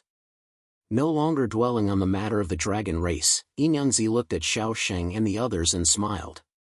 The sacred palace has just arrived in the central world, so let's have a good rest for a few days. However, starting tomorrow, I will arrange for the sacred palace disciples to be tested for talent. At that time, those with excellent talent can all head to the heavenly Yin Taiyang sect to cultivate. The sacred palace was now a subsidiary sect of the heavenly Yin Yang sect, so any talented disciple could head to the heavenly Yin Yang sect to cultivate. This was great news for the sacred palace. Don't think that these disciples weren't sacred palace disciples just because they went to the heavenly Yin Taiyang sect. In fact, they were still sacred palace disciples even if they went to the heavenly Yin Taiyang sect. Moreover, the conditions in the heavenly Yin Taiyang sect were clearly much better than in the sacred palace. Fully aware of the benefits, Xiao Sheng and the others did not think much of Inyanzi's words and happily nodded in agreement. After a simple discussion, the crowd dispersed one after another. Inyanzi and the heavenly Yin Yang sect experts did not leave. There was still a talent test tomorrow, and Inyanzi and the heavenly Yin Yang sect experts wanted to see how talented the sacred palace disciples were. The talent of a sect's disciples was extremely important. The more geniuses there were, the stronger the sect. This was the most basic principle. Hence, Inyanzi and the others wanted to understand the sacred palace's strength, or rather, its potential. The best and simplest way was to understand the sacred palace disciples' talent. Unlike the talent test in the North Star world, the Central world already had an extremely perfect system for talent testing. Moreover, in order to more directly reflect the strength of each person's talent, the weapon refiners of the Central world had also researched and refined a treasure called the Talent Testing Stone. Using the Talent Testing Stone to test one's talent, the Talent Testing Stone would perform differently according to the strength of each person's talent. Spirit chi vortexes of different sizes would condense, and the larger the vortex, the stronger the talent. From the weakest 1-meter spirit chi vortex to the strongest 100-meter spirit chi vortex, it represented the strength of each person's talent. After a silent night, early the next morning, Inyanzi, the heavenly Yin Yang sect experts, Xiao Sheng and the other sacred palace experts gathered on the sacred palace master square. Inyanzi sat at the head of the table. At the same time, Chen Ling, Long Qing, Chen Yu, and dozens of Sacred Palace Chosen and Prospective Chosen were gathered below. The Sacred Palace Chosen and Prospective Chosen were the first to be tested today. They were the cream of the crop among the many Sacred Palace disciples. To put it bluntly, the strength of their talent could already represent the strength of the other Sacred Palace disciples to a certain extent.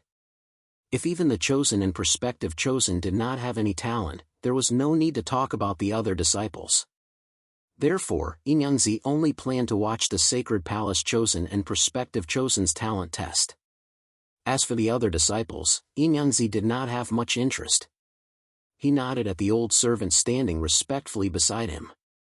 Seeing Enyangzi's action, the old man also took a step forward. At the same time, the storage ring in his hand flashed, and a giant stone more than 20 meters tall landed in the center of the square. This was the talent testing stone. It was jade white in color and did not appear to be anything special. Following the appearance of the talent testing stone, Enyangzi said indifferently from the head of the table. This is the talent testing stone, used to test one's talent. The method of using it is very simple. The center of the stone is hollow, and one can enter it. After entering, open your heart, and the talent testing stone will naturally test your talent. As he spoke, everyone saw that there was an entrance on the side of the talent testing stone that led directly to the inside of the stone. It could be said that using the talent testing stone to test one's talent basically did not require one to take the initiative to do anything. One only needed to enter the stone, sit down, and open their heart for the talent testing stone to automatically test the strength of each person's talent. After briefly explaining how to use the talent testing stone, Enyangzi nodded slightly at Xiaosheng. Then, Xiaosheng opened his mouth and announced the start of the talent testing stone. There were not many people taking the test today, only the Sacred Palace Chosen and Prospective Chosen. As Xiaosheng's voice sounded, the Prospective Chosen were naturally the first to begin. At this moment, a young man strode forward. This person was none other than the Prospective Chosen of the Wuchen Sacred Hall, Guduwuya. He chose to be the first to take the test. To be honest, Guduwuya was very curious about the talent testing stone. After all, there was no talent testing stone in the North Star boundary.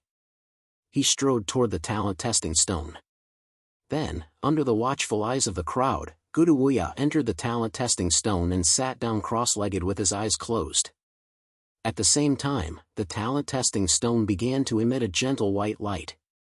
Please collect, vote, recommend.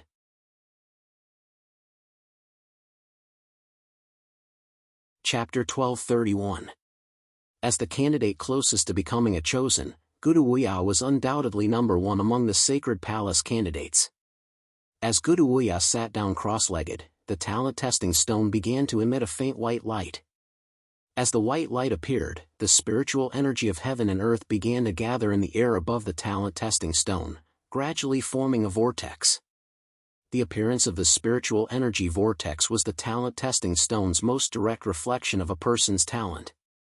In the beginning, the diameter of the spiritual vortex was only 1 meter. This was the weakest talent. As long as one was a martial artist, they would need to have a spiritual vortex of at least 1 meter.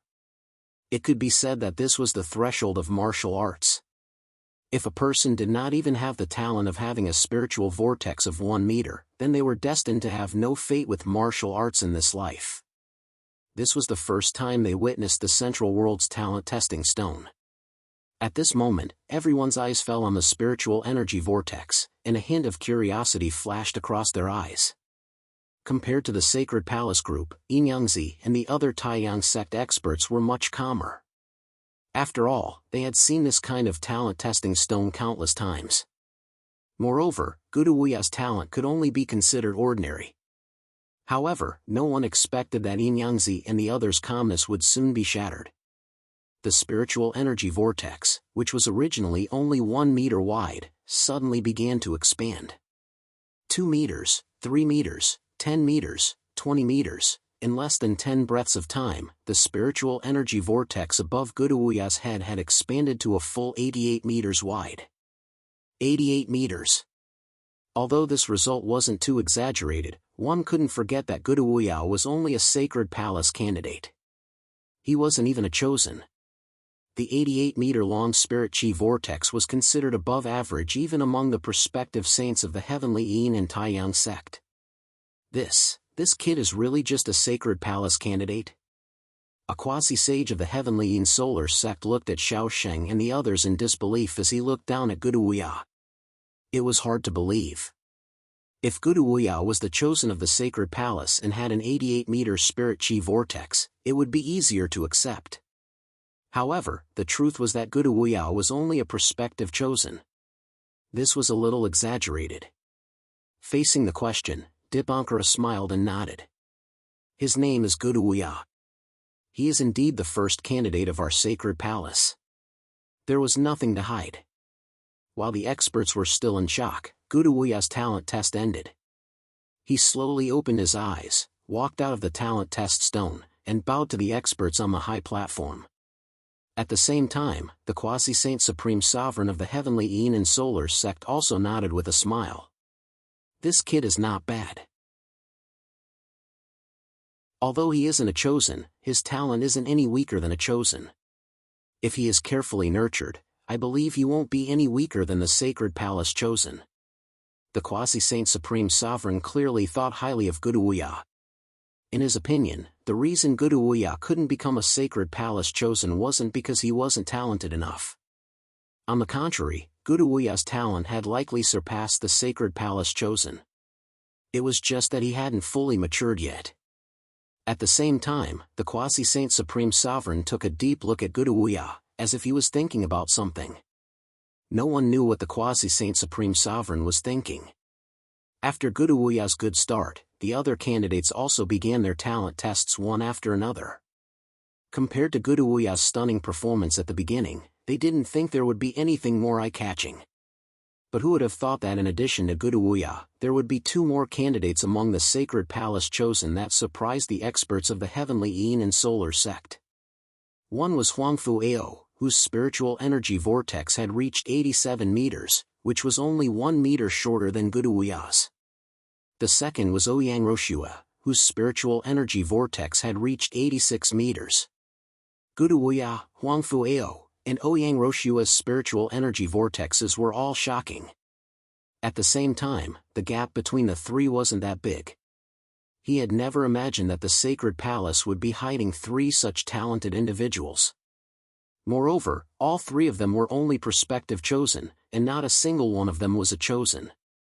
Inyanzi was a little stunned by the three's appearance. But compared to Inyanzi, the other experts of the heavenly Yin and solar sect looked at Xiaosheng's group of four with suspicion. There were even some who directly said, "Looks like the sacred palace doesn't have good eyesight. It seems that your sacred palace has poor taste. It's a pity that such a bright pearl was not chosen as a chosen." His words were naturally filled with a hint of reproach. In the eyes of the heavenly Yin sect's experts, Guduya's trio's talent was more than enough for them to become holy sons and holy daughters, yet the sacred palace had refused to let them become holy sons and holy daughters. To put it bluntly, the sacred palace had no foresight. After witnessing Guduya's group of three's talents, many of the heavenly Yin and solar sect experts felt that there must be someone among the 10 chosen who wasn't as talented as them. They felt that the pearls were covered in dust. But Xiaosheng only smiled and said, "Everyone, please be patient. The chosen's and chosen's talents haven't been tested yet. I believe you'll know once you're done." Xiaochen said this very casually, but everyone was stunned when they heard it. What did he mean? Could it be that the chosen of the sacred palace were all more talented than Guduya? That was impossible, right? Guduya's group of three had all reached 85 meters. And the highest among them was Guduya's, who had reached 88 meters. This was already comparable to the heavenly Yin and solar sects chosen. If the sacred palace chosens and saintesses were all more talented than Guduya, what would that mean? 89 meters? Or more than 90 meters? More than 90 meters? That was absolutely impossible. If one's talent reached 90 meters, they could become a true chosen in the central world. It was a little too exaggerated, so the heavenly Yin and solar sect experts believed Xiaosheng's words. But they couldn't embarrass Xiaoxing on the spot, so they could only secretly mock him. Compared to the others' doubts, Yanzi's interest was piqued. Xiaoxing spoke so confidently that it didn't seem like he was exaggerating at all. Therefore, Yanzi was looking forward to the Sacred Palace's Chosen's talent test. Begging for a monthly vote, begging for a recommendation.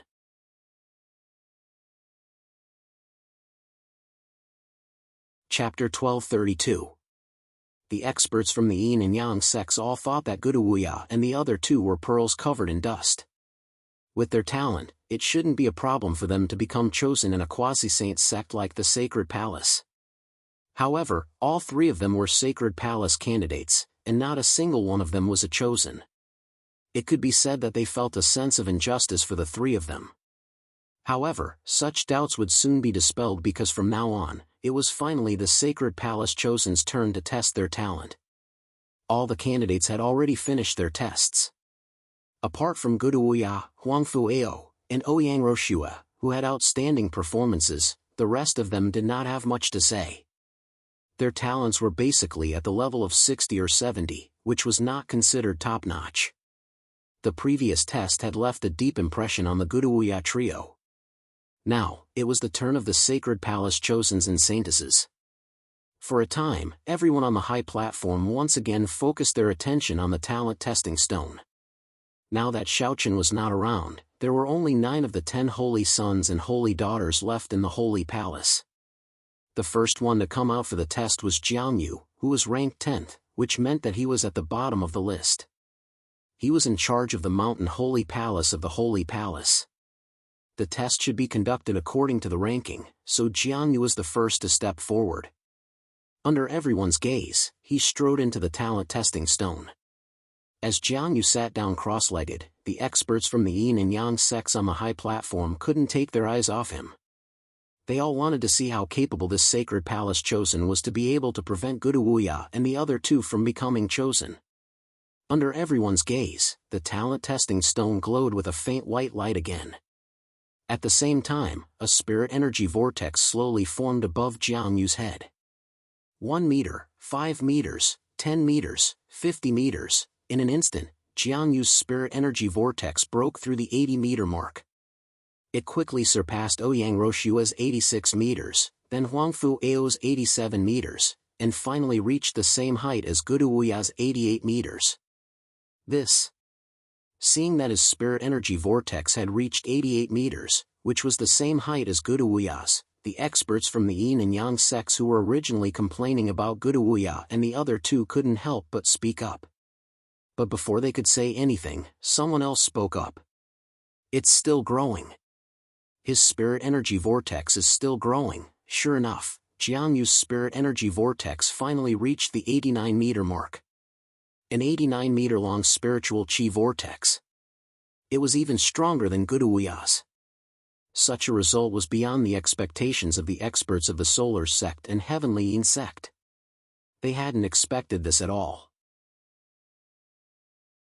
Jiangyu's results surprised everyone.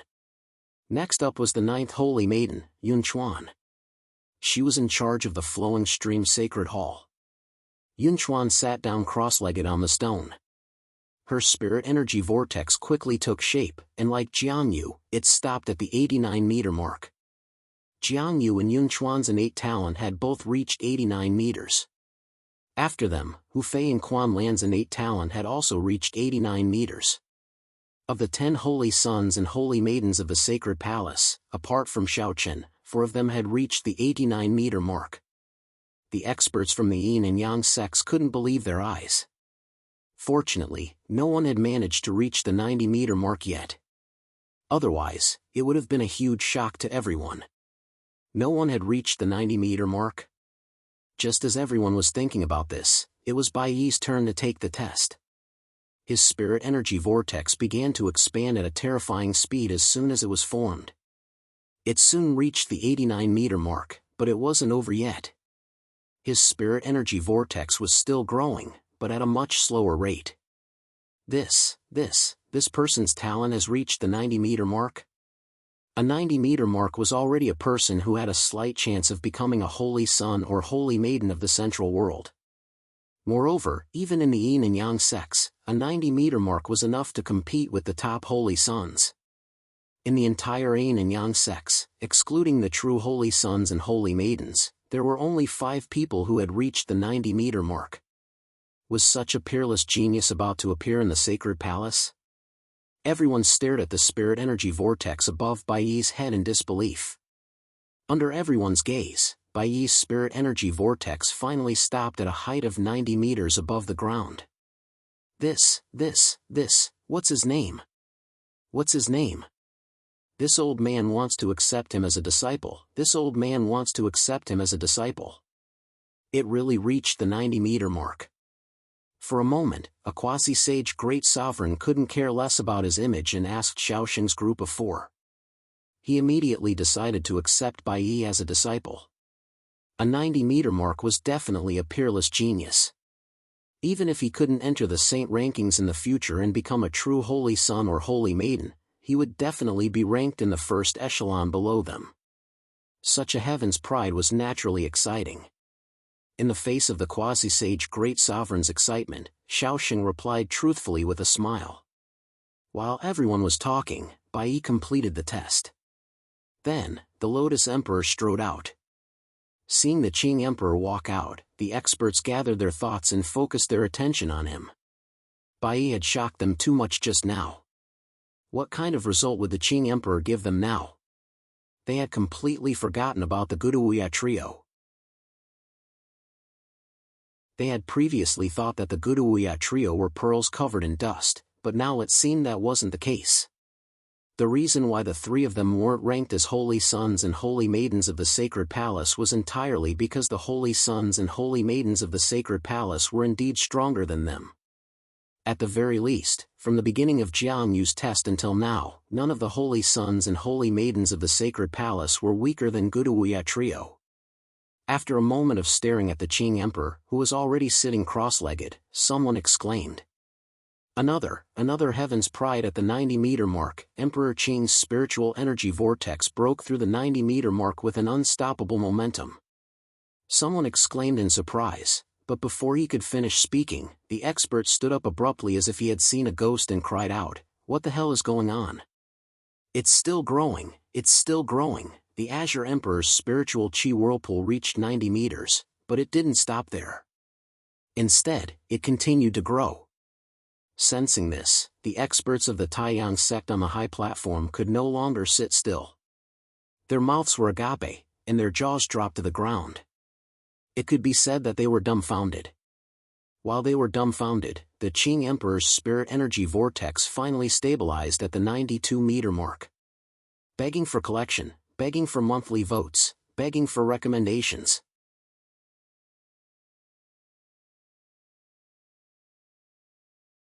Chapter 1233. 92 meters, even taller than Bai Yi. At this moment, the experts of the Heavenly Yin Solar sect could no longer remain calm. What was going on? How could a small secondary saint sect have so many peerless prodigies? Azure Emperor and Bai Yi, no matter who they were, they would definitely be the strongest below the chosen in the Heavenly Yin Solar sect. The experts of the Heavenly Yin Solar sect were making a fuss over nothing. They were either saints or secondary saints, yet they were shocked to such an extent by what they saw. In fact, they couldn't be blamed. They weren't shocked because they hadn't seen such monstrous prodigies before.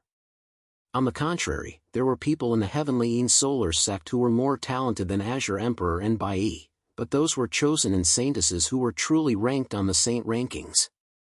Moreover, with the strength of the sacred palace, a mere secondary saint sect, and even among the secondary saint sects, the sacred palace wasn't considered the top. However, such a place had suddenly produced so many peerless prodigies. How could this not be shocking? It was like discovering a true dragon in a small pond. It wasn't the true dragon that was shocked, but the pond itself. It was the same principle. With the end of Azure Emperor's test, the experts of the Heavenly Yin Solar sect didn't know what to say. However, they didn't have the ability to predict the future, so they obviously didn't know. The shock was only the beginning. Everything before was merely an appetizer. Because next was Qinyu, Longqing, and Qinling's test.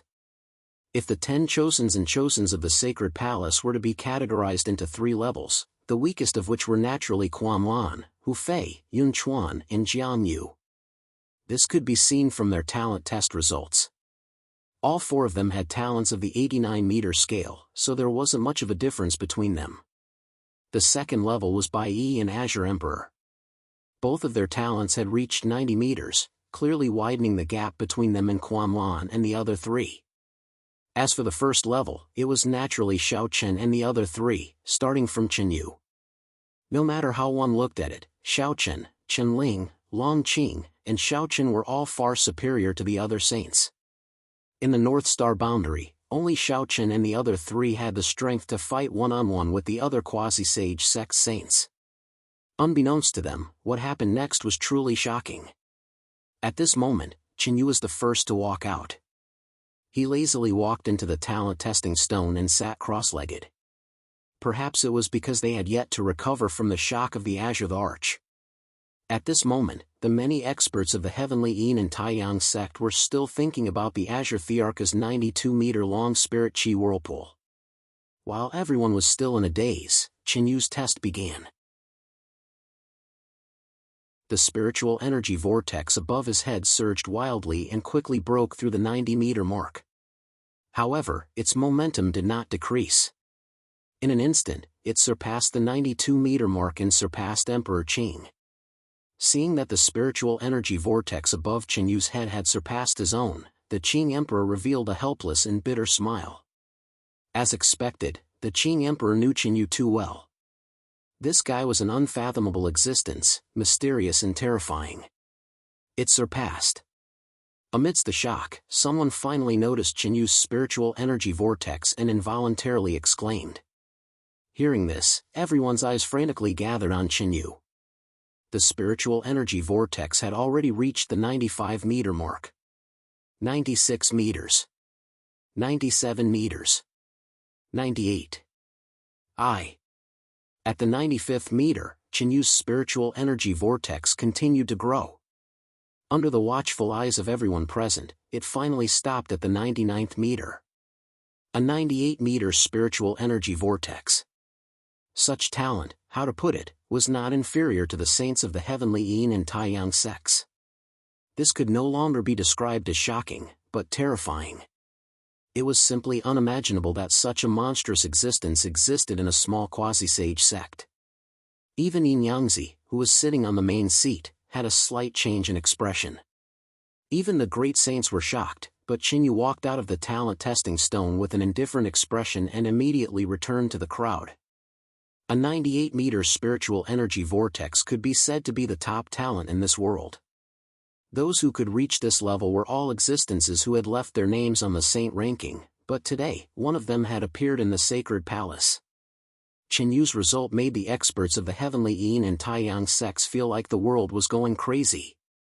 However, as Longqing and Qinling finished their tests, the experts' shock quickly turned into numbness. Why? Because Longqing and Qinling's spiritual energy vortex had also reached the 98-meter mark. In other words, there were 3 people in the sacred palace who had reached the 98-meter mark. With such talent, as long as there were no accidents, they would definitely occupy a place on the saint ranking in the future. They were already numb and no longer shocked. There were just too many monstrous existences in the sacred palace. There was no need to mention Emperor Qing and Bai Yi, but Qinling, Longqing, and Qinyu's 98-meter spiritual energy vortex made the experts laugh. Amidst their numbness, the way the crowd looked at Xiaoxing's group of 4 also changed. It was hard to imagine what kind of sect this was. A small quasi-sage sect actually had so many monstrous existences. There were 7 people whose spiritual energy vortex exceeded the 85-meter mark, 5 who reached the 90-meter mark, and 3 of them who reached the 98-meter mark. The way the crowd looked at Xiaoxing's group of 4 had changed. They really didn't know what kind of person could nurture so many monstrous existences, each more terrifying than the last. Xiaoxing's group of 4 was actually a little surprised by the crowd's different gazes. Although they knew that Qin Yu and the others' spiritual energy vortex weren't weak, they didn't expect it to be so ridiculous. After all, the spiritual energy vortex didn't exist in the North Star boundary, so it was impossible to directly understand a person's spiritual energy vortex. Everyone was done with the test, but the experts still hadn't recovered from their shock. It was also at this moment that a cold female voice sounded from outside the square. "Ancestor, the three of us also want to test our spiritual energy vortex." The sudden voice made everyone look in the direction of the voice. At a glance, the crowd saw Qin Shuru, 100-Flower Fairy, and Gu Lingyao standing proudly at the edge of the square. The three of them weren't chosen of the sacred palace, so according to the rules, they naturally weren't qualified to participate in today's spiritual energy vortex. Therefore, the three of them were stopped when they entered the square. Xiaoshen didn't make the decision after hearing Qin Shuru's words. Instead, he looked at Yangzi, obviously intending to let Yangzi make the decision. After all, he was the only one present, the great sage, and had the absolute right to speak. Please collect, vote, recommend.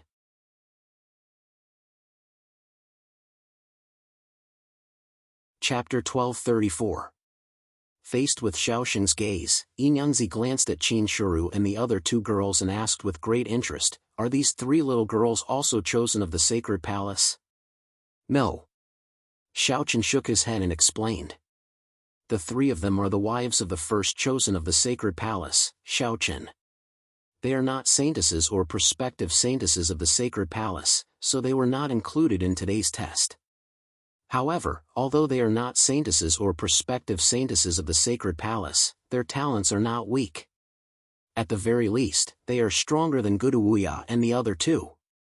Because he had not accurately tested the talents of Qin Shuru and the other two girls, Xiaoshen did not dare to speak carelessly and could only speak conservatively. However, Qin Shuru and the other two girls were definitely more talented than Guru Wuya and the other two. Yangzi's curiosity grew when he heard Xiaoshen's words, especially when he heard that the three girls were Xiaochen's wives. Yangzi asked curiously, "If his wives are so talented, does this mean that Xiaochen's talent is even higher than Chenling and the other two?" The impact on Xiaochen was not deep and could even be said to be non-existent. Originally, Yangzi did not pay much attention to Xiaochen. In Yangzi's opinion, even if Xiaochen was the first chosen of the sacred palace, so what? The first chosen of a quasi-saint sect was at most 90 meters tall. Such a person naturally did not know that the Taiyang sect and the Tianyin sect were doing their best to rescue him. However, at this moment, after the test, the performance of the sacred palace chosen, especially Chenling, Longqing, and Qinyu, had far exceeded Yangzi's expectations. Such a strange sect had so many monstrous geniuses. How strong was Xiaochen's talent to be able to stand at the top of these monstrous geniuses? At the very least, he should be at the same level as Chenling and the other two. Yangzi guessed. But soon, Xiaoshen's answer surprised Yangzi. Previously, the North Star boundary didn't have a talent testing stone, so we didn't have an accurate judgment of Xiaochen's talent. However, one thing we can guarantee is that Xiaochen's talent is above Chenling and the other two. Xiaochen's talent was even above Chenling and the other two. What kind of concept was this? One must know that reaching the level of 98 meters was only 2 meters away from the limit of 100 meters. And in this 2-meter distance, every meter of progress could be said to be the difference between heaven and earth. For example, the difference between 98 meters and 99 meters seemed to be only 1 meter, but in fact, there was a huge difference. This was the reason why it was lonely at the top. The higher one went, the harder it was to move forward, even if it was just a small step. If Xiaochen's talent really was above Chenling and the other two, it would be too terrifying. If that was the case, Xiaochen definitely had hopes of entering the top 3 on the saint rankings if he was carefully nurtured. 90 meters was a great threshold, which meant that one had the qualifications to enter the saint rankings. 90 meters was another great threshold, because above 98 meters meant that one had hopes of entering the top 3 on the saint rankings. Why was this so? Because for countless years, the top 3 on the Saint rankings were all people with a talent of 99 meters. There had never been anyone with a talent of 98 meters who could enter the top 3 in the Sacred Palace. The top 3 on the Saint rankings was not just a change in the rankings, but also contained a deeper meaning. Of course, this was still too far away from Xiaochen. Xiaosheng looked at Xiaochen. Faced with Yinyangzi's gaze, Xiaosheng felt a little nervous. Fortunately, Yinyangzi soon spoke. Since there is no talent assessment stone, how can you be so sure that Xiaochen's talent is above Qinling and the other 2? Yinyangzi asked this not because he did not believe in Xiaosheng, but because it was indeed a little exaggerated. A genius with a talent of 99 meters had not appeared in the human race for tens of thousands of years. The strongest chosen in the human race now only had a talent of 98 meters and was ranked 5th on the Saint rankings. However, being ranked 5th was nothing to be proud of. This was because from the 4th to the 20th place on the Saint rankings, almost all of them had a talent of 98 meters, and their battle strength was almost the same. Therefore, there was no substantial difference between the 5th and 20th place on the Saint rankings. This was also why the top 3 on the Saint rankings had such a status. This was because the top 3 could truly suppress all the other chosen on the Saint rankings. In response to Yinyangzi's question, Xiaosheng answered without hesitation. It's not difficult to see from his various performances that Xiaochen is younger than Qinling and the other 2. Moreover, Xiaochen's cultivation was far inferior to Xiaochen's in the past. However, over the years, Xiaochen's rate of improvement is the fastest, and his battle strength is the same. Xiaosheng's judgment was based on the fact that Xiaochen's cultivation speed was fast and his battle strength had improved by an absurd amount. Hearing this, Yinyangzi nodded slightly. He was getting more and more curious about Xiaochen, but he did not show it on his face. He said faintly. Instead, he said calmly, "Let the 3 little girls in. Let's see how talented they are." Due to his curiosity about Xiaochen, Yinyangzi also wanted to verify Xiaosheng's guess. Now, the best way to verify it was naturally to test the talents of Qin Shuru and the other 2 girls. If Xiaosheng's estimation of Qin Shuru and the other 2 girls was correct, then his estimation of Xiaochen should not be too far off. As Yinyangzi finished speaking, Qin Shuru and the other 2 girls strode into the square. Then, Qin Shuru was the first to be tested. The test did not take long, and the results of the 3 girls' test also shocked everyone. They were 95 meters. The 3 girls' talents had all reached 95 meters, which was even higher than Emperor Qing's. Yinyangzi, who was sitting on the main seat on the high platform, revealed a meaningful smile. They were indeed powerful. Xiaosheng's estimation was not wrong. In fact, it was a little conservative. Since Qin Shuru and the other 2 girls were so talented, then how talented would Xiaochen be, since he was able to become the first chosen of the Sacred Palace? Before this, no one would have thought that because of this seemingly simple talent test, Yinyangzi would change his mind. Originally, Yinyangzi did not intend to make a big fuss over Xiaochen. However, he had now decided that even if he had to pay a price, he would do his best to find Xiaochen and bring him back safely. Such a peerless genius with a 99-meter talent was already worthy of the Tianyin and Taiyang sects making a big fuss over him. Please add me to your collection. Please recommend me.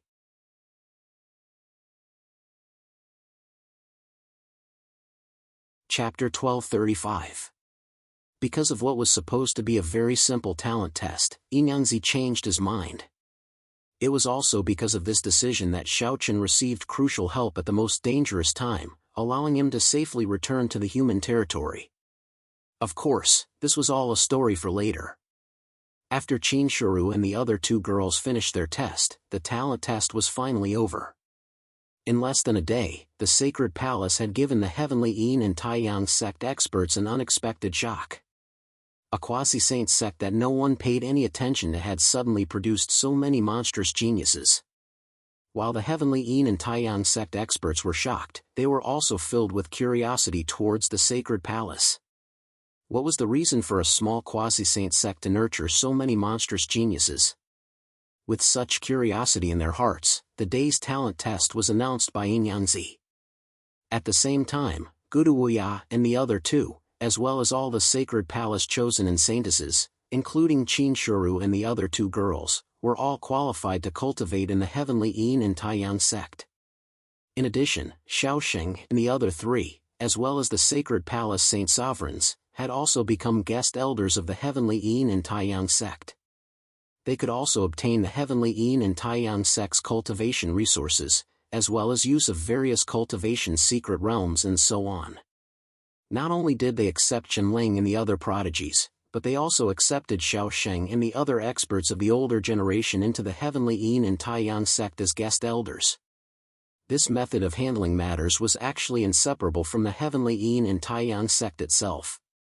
Although the heavenly Yin and Taiyang sect seemed to be a sect force from the name alone, in reality, the heavenly Yin and Taiyang sect was more like an alliance.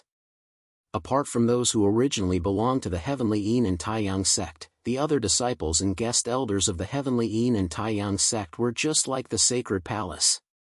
They were merely nominal members of the heavenly Yin and Taiyang sect. The structure was like an alliance, which led to many factions within the heavenly Yin Taiyang sect. They seemed to be from the same sect, but in fact, there were many conflicts on a daily basis. After all, each quasi-sage sect represented a faction in the heavenly Yin Taiyang sect. Those who could enter the heavenly Yin Taiyang sect to cultivate were all outstanding talents of their respective quasi-sage sections. The heavenly Yin and solar sect didn't officially recruit them as disciples, but they provided them with cultivation resources and open cultivation mystic realms. This might seem like a huge loss, but that wasn't the case. While enjoying the resources of the Yin and Yang sects, these disciples and guest elders also had to complete the missions given by the Yin and Yang sects from time to time. It could be said that the structure of the heavenly Yin Taiyang sect was like an alliance. Not only did it reduce a lot of daily management troubles, but it also increased the strength of the heavenly Yin Taiyang sect in a short period of time. Furthermore, it also connected the heavenly Yin Taiyang sect with the many affiliated sections. Many quasi-sage sects gathered under the banner of the heavenly Yin Taiyang sect and huddled together for warmth. The heavenly Yin Taiyang sect had undoubtedly become their leader. It seemed like a loss, but it was actually very smart. Moreover, there was no need to run away from the fact that the heavenly Yin Taiyang sect would fall into the hands of others. As long as Inyanzi was still alive, there would always be only one voice in the heavenly Yin Taiyang sect. Moreover, although there were many factions in the heavenly Yin Taiyang sect, the main faction would always occupy the leading position. This was also Inyanzi's brilliance. After the test ended, everyone dispersed one after another. Chenling and the others would also be heading to the heavenly Yin Taiyang sect in a few days. Chinshuru and the other two girls accompanied them. Their 95-meter talent made the three girls become rare peerless prodigies in the eyes of the powerhouses of the heavenly Yin Taiyang sect. The main reason Chinshuru and the other two girls participated in this test was actually because of Xiao Chen's disappearance. Xiao Chen's disappearance made the three girls realize a problem. This was no longer the North Star boundary, but the central world. This was the center of the world, where powerhouses from various races gathered and prodigies from various races were as common as clouds. On such a big stage, Xiaochen was no longer the number one holy son of the sacred palace that no one dared to provoke in the North Star boundary.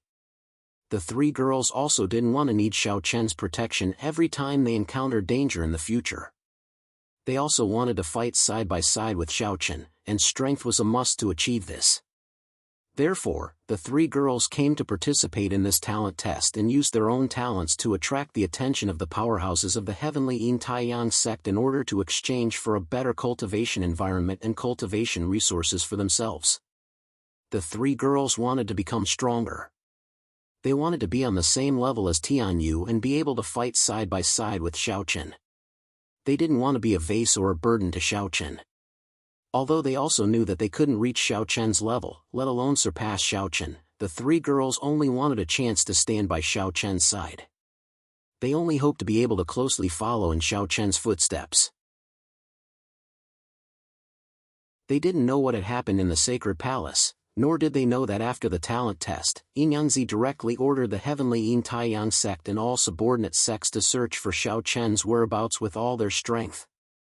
They also mobilized the spies hidden in the various races' territories to use special channels to inquire about Xiao Chen's whereabouts. Once they discovered Xiao Chen's whereabouts, they would immediately send Xiao Chen safely back to the human race's territory. Xiao Chen was still oblivious to the fact that Yin Yanzi had mobilized all of their forces for him. After several days of traveling, Xiao Chen gradually ventured deep into the territory of the beast race. Along the way, just as Xiao Chen had expected, most of the beasts were not surprised when they saw Xiao Chen. After all, there were quite a number of beasts in the beast's territory who had taken human form. Xiao Chen and Tianyu did not attract much attention. The journey was quite smooth. On this day, Xiao Chen and Tianyu arrived at a city called Wangyu City. The beast race was actually a very interesting race. They were clearly stronger than the human race, but for some reason, the beast race liked to imitate the human race. It wasn't just because they had taken human form, but also because the beast race liked to imitate the human race's speech and living habits after taking human form. Therefore, the beast race's city was actually not much different from the human race's city. The only difference was that there were some low-level monsters that had yet to take human form in the beast race's city. Walking on the streets of Wangyu City, Xiao Chen really would have thought that this was a human city. After all, it was too similar.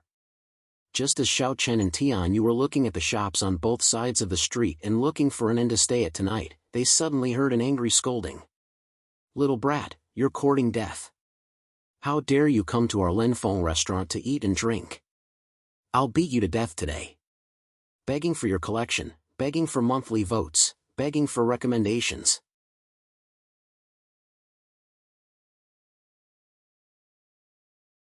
Chapter 1236. Brothers, I caught a cold and had a fever. This afternoon, I went to get an injection. Originally, I wanted to come back and continue writing, but I really couldn't hold on. My head is very dizzy, and I completely can't write. The original 2 chapters that I had saved up were all sent out. The remaining 2 chapters can only be owed. Brothers, please forgive me. I'm really powerless. I have to go and sleep. Finally, I hope that brothers can pay more attention to their own bodies and don't get sick. Because being sick is really a very, very uncomfortable thing. Swordmaster 8 Desolations request for leave. Please wait for a moment. After the content is updated, please refresh the page to get the latest update.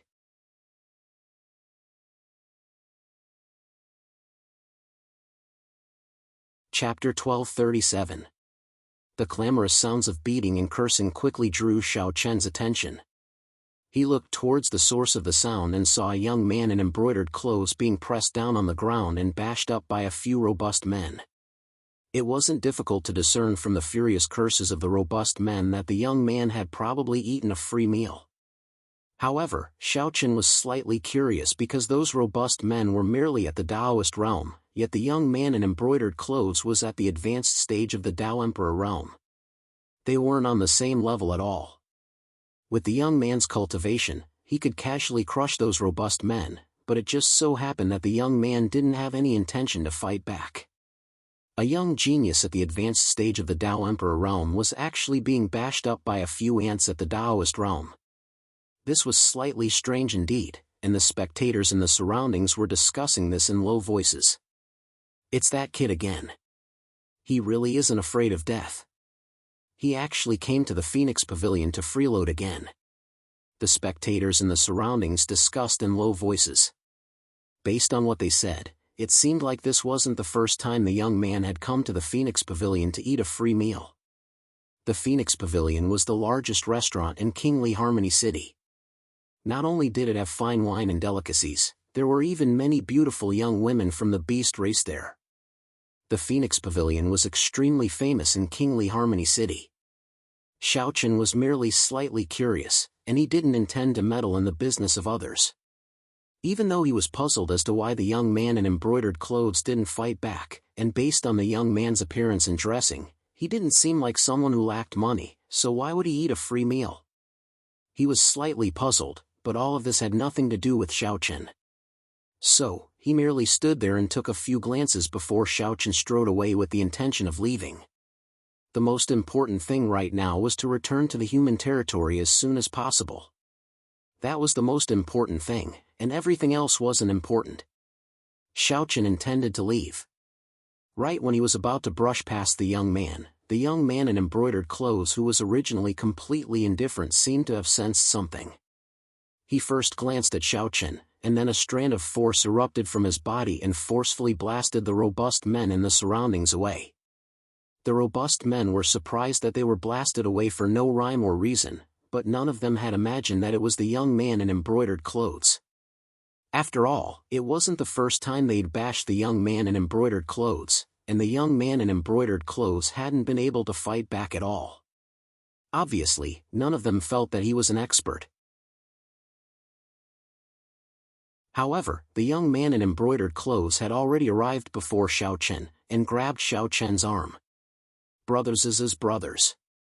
Brother, you finally come. If you hadn't come, I would have been beaten to death. Xiaochen frowned when he heard the young man in embroidered clothes' words. He didn't know this person, but the young man in embroidered clothes had bluntly called him brother. Xiaochen did not reply, but the few burly men from before had already strode over at this time. They all looked at Xiaochen with unfriendly expressions as they shouted. Kid, you're this guy's brother? Well, since that's the case, you'll pay for all his expenses in Lin Feng House. They treated Xiaochen as the young man in embroidered clothes' brother. Therefore, the young man in embroidered clothes' expenses in Lin Feng House naturally had to be paid for by Xiaochen.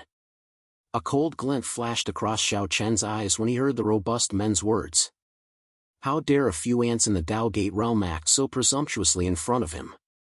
Moreover, Xiaochen was a little displeased with the young man in embroidered clothes. Originally, he had nothing to do with this matter, but now, he had to suffer an unexpected calamity. If it was any other time, Xiaochen would have dealt with these ants without a second thought. However, he couldn't do so now. He had been expelled from the beast race's territory, and Xiaochen didn't want to cause any trouble. Moreover, once he made a move, it was very likely that his identity would be exposed. Therefore, Xiaochen didn't say anything in the face of the robust men's reprimand. He immediately took out 100 mid-grade spirit stones from his storage ring and casually threw them to the robust men. Is this enough? 100 mid-grade spirit stones. Seeing this, the robust men's expressions softened a little. Then, they looked at the young man in embroidered clothes and said, Kid, consider yourself lucky today. If you dare to come to my Lin Feng house to eat and drink in the future, be careful not to break your legs. With that, the robust men took the spirit stones and turned around to leave.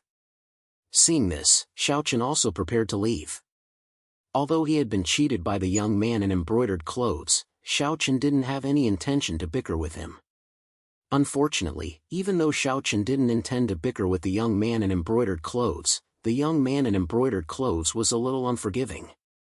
Xiaochen had already paid for him, but the young man in embroidered clothes had no intention of leaving. Instead, he followed behind Xiaochen step by step. Seeing the young man in embroidered clothes following him, Xiaochen felt a little angry in his heart. However, at the same time, he also felt a little strange. Logically speaking, the young man in embroidered clothes had taken the initiative to call him brother because he wanted him to pay for him. However, now that he had already paid for the favor, why was he still following him? Perhaps his objective wasn't to pay from the beginning. As he pondered in his heart, Tianyu's expression gradually turned cold as she spoke from the side.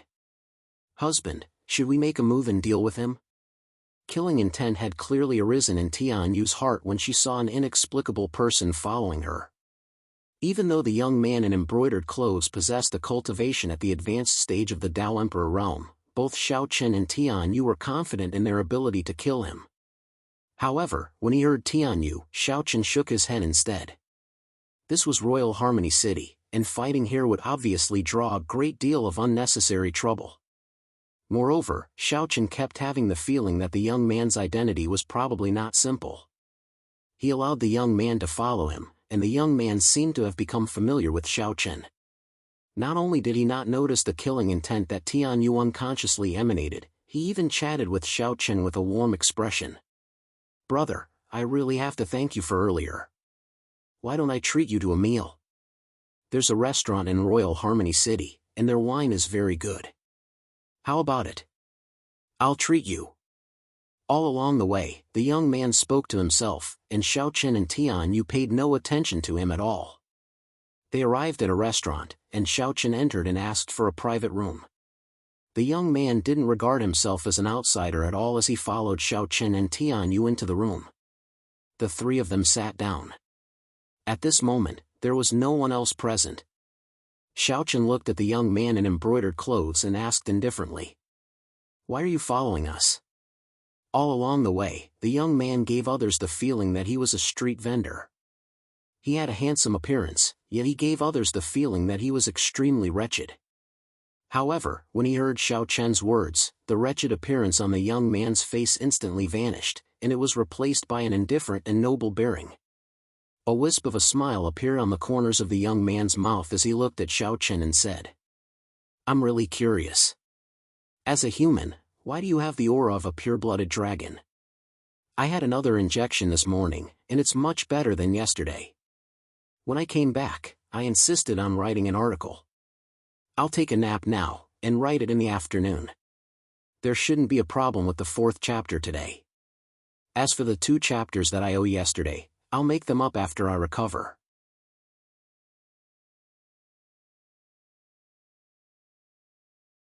Chapter 1238. The young man gave Xiao Chen a very strange feeling. How should he put it? Firstly, the young man's appearance could absolutely be described as extremely handsome. No matter how handsome he was, the young man had always given others an extremely wretched feeling while possessing such a handsome appearance. It was like fire and water.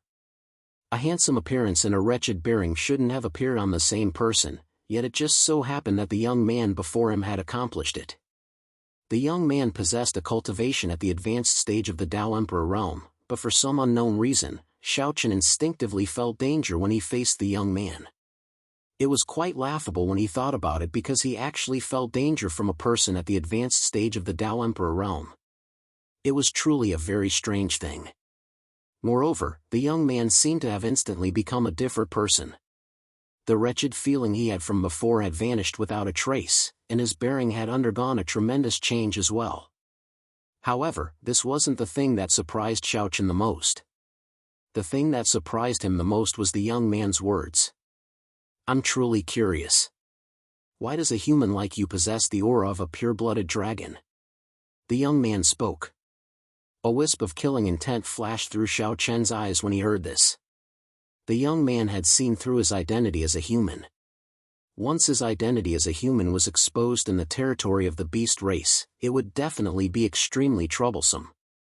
So, for a time, Xiao Chen aroused the intention to silence the young man. As if he'd sensed the killing intent in Xiao Chen's eyes, the young man didn't mind at all and grinned as he spoke. "It's best to think clearly before you act. I know both of you are very strong, but even if both of you join forces, you're probably not a match for me." He didn't change his expression at all because of Xiao Chen's killing intent. Conversely, the young man seemed as if he didn't take Xiao Chen and Tian Yu seriously at all, and he spoke frankly that even if Xiao Chen and Tian Yu joined forces, they wouldn't be a match for him. He knew that Xiao Chen and Tian Yu weren't simple, but the young man wasn't afraid at all. Moreover, based on his expression when he spoke, it didn't seem like he was bluffing at all. This was extremely strange. The young man was clearly only at the advanced stage of the Tao Emperor realm, yet he actually dared to speak such words. After all, advanced stage Tao Emperors possessed cultivations that were even lower than Xiao Chen. In this way, Xiao Chen was even confident in his ability to defeat a top genius. After all, with Xiao Chen's natural talent and combat strength, he wasn't afraid of anyone at the same cultivation realm, let alone surmount a realm be defeated. Xiao Chen stared fixedly at the young man. At this point, he was roughly able to guess why the young man had approached him. The young man had probably seen through his identity since the beginning, and the young man had sensed the thin aura of a pureblood dragon within him. If it was said why Xiaochen possessed the aura of a pureblood dragon, then the reason was very simple. It was naturally because he'd been with Long Qing for such a long time, so it was very normal for him to be tainted by her aura. Not to mention that Xiaochen had even used Long Qing's blood essence to cultivate in the past. Xiaochen gazed indifferently at the young man and said indifferently, "Since you knew my identity since the beginning yet didn't make a move against me and only spoke of it now, then it looks like you don't have any ill intent towards me." The young man had only spoken of Xiaochen's identity when there was no one else in the surroundings, and he hadn't told anyone about it. So, he clearly didn't have any ill intent towards Xiaochen. Hearing this, the young man smiled slightly and said, "I'm not interested in your identity as a human. I just want to know where the aura of a pureblood dragon on you comes from." What the young man was interested in was not Xiaochen, but the aura of a dragon on Xiaochen's body. Although the aura was very weak, the young man could still sense that it was extremely pure. It was definitely a pureblood dragon that was directly related to the Dragon Emperor's bloodline. The pureblood dragons of the Dragon Emperor's bloodline, to put it bluntly, were the royal members of the Dragon clan. Every single one of them had an extremely noble status, and at the same time, the power of their bloodline was also the purest. Of course, there were very few pureblood dragons of the Dragon Emperor's bloodline. Up until now, there were only 3 people in the younger generation of the Dragon Emperor's bloodline. There were so few of them, but today, the young man had sensed the aura of a dragon from the Dragon Emperor's bloodline that he had never encountered before from Xiaochen. This naturally attracted his attention, because he himself was a dragon from the Dragon Emperor's bloodline. He had no intention of hiding it from Xiaochen. As soon as he finished speaking, a faint pressure of a dragon immediately spread out from the young man's body. The pressure was very faint under the young man's intentional control, but it was enough for Xiaochen to sense it clearly. Xiaochen frowned slightly when he sensed the pressure of a dragon from the young man's body. He had guessed the young man's identity before, but when he truly sensed the familiar aura of a dragon from the young man, Xiaochen could not help but feel a little shocked. The young man's pressure was extremely similar to Long Qing's, almost exactly the same. However, Xiaochen, who had long been used to Long Qing's aura, could clearly sense that the power of the bloodline on the young man's body seemed to be even more terrifying than Long Qing's. This was the first time that Xiaochen witnessed a dragon's pressure that was even more terrifying than Long Qing's. In this case, the young man had also revealed his identity. He was a pure-blooded dragon. After revealing his identity, the young man concealed his aura and gazed at Xiaochen indifferently, waiting for Xiaochen's answer. Xiaochen finally understood the young man's intentions. But now, he was hesitant about telling the young man about Long Qing. After all, even though the young man was a pure-blooded dragon and could be said to be of the same bloodline as Long Qing, Xiaochen had never come into contact with a real dragon and didn't know the situation within the dragon race. If he were to rashly tell the young man about Long Qing, would it put Long Qing in danger?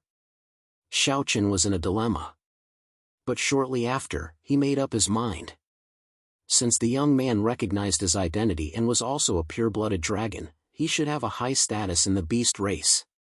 If he could, at this thought, Xiaochen looked at the young man and said, "I do know a pure-blooded dragon, but I won't tell you anything now. If you wish to meet her, follow me to the human territory. But I don't know if you have the guts to do so." Xiaochen admitted that he knew a pure-blooded dragon. But from start to finish, he didn't reveal a single word about Long Qing. Upon hearing Xiaochen's words, the young man smiled faintly. "You want me to send you out of the beast race's territory, right?" His words revealed Xiaochen's thoughts. That's right, Xiaochen did want the young man to send him out of the beast race's territory. Since he was a pure-blooded dragon, with his identity, it shouldn't be difficult for him to help him leave the beast race's territory. As for whether he dared to meet Long Qing in the sacred palace, that wasn't for Xiaochen to think about. Of course, Xiaochen had no intention of harming the young man.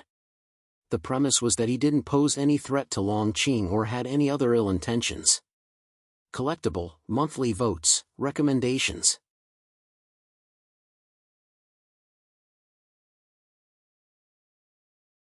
Chapter 1239. The young man revealed Xiao Chen's thoughts with a single sentence. Xiao Chen didn't refute it. Instead, he nodded and admitted it calmly. I want you to send us out of the beast territory. Of course, it's fine if you're unwilling. Aren't you afraid that I'll force you to stay? The young man wasn't angry because he'd been used by Xiao Chen at all. Instead, he continued to speak with a smile on his face. Force Xiao Chen and Tianyu to stay? It was indeed slightly funny when it came from a person at the mastery of the Tao Emperor realm. However, for some reason, Xiao Chen didn't think that the young man was joking. However, since he'd already spoken, Xiao Chen didn't continue hiding it and replied with a smile on his face as well. You can try. Even though you give me a very extraordinary feeling, not everyone can bully us. I think you won't be able to gain any advantage if we fight. The young man was extraordinary, but Xiao Chen wouldn't belittle himself. With his and Tianyu's strength, Xiao Chen was confident that he could fight the young man. However, Xiao Chen clearly didn't know who the young man before him was. Moreover, the young man wasn't boasting. Xiao Chen and Tianyu weren't bad, but they were nothing compared to him. He was confident and capable of taking down Xiao Chen and Tianyu. Xiao Chen still didn't know the identity of the young man before him, and the young man seemed unwilling to tell him. The young man immediately laughed when he heard Xiao Chen. Ha! All right, I'll accompany you to the human territory and see that pure-blooded dragon with my own eyes. The young man agreed without the slightest hesitation or fear. Xiao Chen was stunned when he heard this. However, the young man took the initiative to stretch out his hand and said, since we've decided to travel together, let's get to know each other. I'm Long Yang. Xiao Chen. Xiao Chen stretched out his hand and shook Long Yang's hand lightly. They could be considered to have gotten to know each other. Next, Long Yang looked at Tianyu and revealed a wretched smile on his face. His entire temperament changed in an instant. Looking at Tianyu, the saliva at the corner of his mouth seemed to be dripping down. He stretched out his hand and smiled. This beautiful young lady of the Tian clan, I am Long Yang. May I have the honor of knowing your name? Previously, he still had an indifferent and domineering appearance. In the blink of an eye, he had turned into an extremely wretched hooligan. Facing Long Yang in front of him, Tianyu did not give him any face. Without even looking at him, he coldly shouted. Scram! All right. Long Yang was not angry when he heard Tianyu's words. Instead, he said with a smile on his face. After he finished speaking, he did not bother Tianyu anymore. Instead, he returned to his seat and began chatting with Xiao Chen. If the previous Long Yang did give Xiao Chen an indescribable sense of danger, then now, Xiao Chen's impression of Long Yang could only be described with one word. Wretched, extremely wretched, extremely wretched. After the dishes were served, Xiao Chen and the other two drank and chatted. However, most of the time, it was Long Yang who was blowing his own trumpet. Brother Xiao Chen, come, let's drink this cup. We really hit it off at first sight. Ha! Brother Xiao Chen, it's rare for you to come to the Beast Clan's territory. No matter what, I have to treat you well. It's not that I want to brag, but in the Beast Clan's territory, I am undoubtedly the #1 person in the apricot forest. People call me the little white dragon of the waves. Oh right, Brother Xiao Chen, don't you humans have a saying? People don't need oars to row a boat. They rely on the waves. Throughout the meal, Long Yang was the one bragging.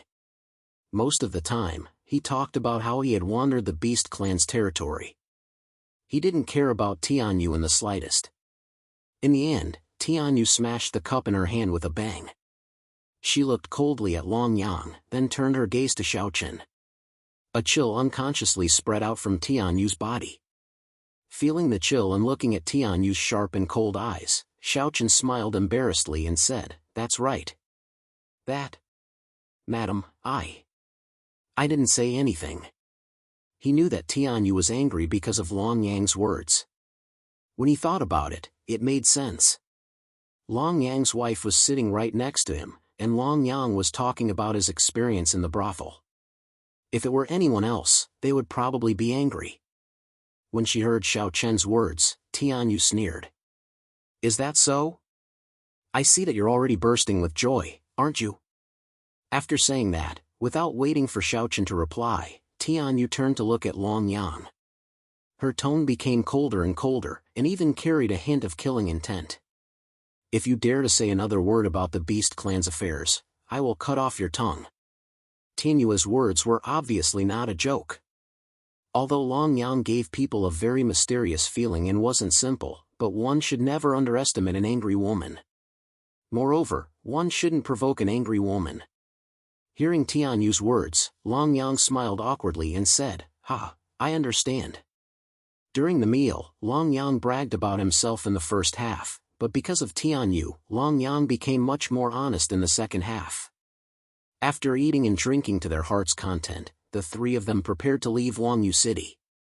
In fact, Xiao Chen was very curious about Long Yang's promise to follow him to the human territory.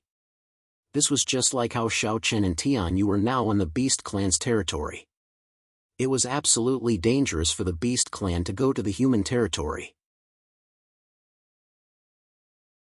He didn't believe that Long Yang didn't know the danger, but he still agreed without the slightest rejection. This made Xiao Chen very curious. He didn't know where Long Yang's confidence came from. However, Xiao Chen didn't ask about this. Now wasn't the time to care about this. On the same day, the three of them left Wangyu City and used the transportation array. Of course, this was all thanks to Long Yang. Without Long Yang, Xiao Chen and Tianyu wouldn't have been able to use the transportation array.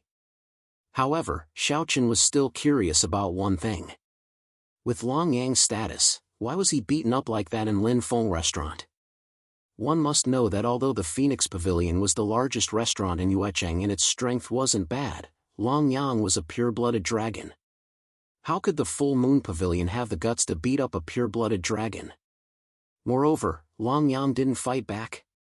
Furthermore, Long Yang was definitely not someone who lacked money. A pure-blooded dragon actually dined and dashed. This was an extremely strange thing. In any case, for Xiao Chen, Long Yang's actions made him feel strange.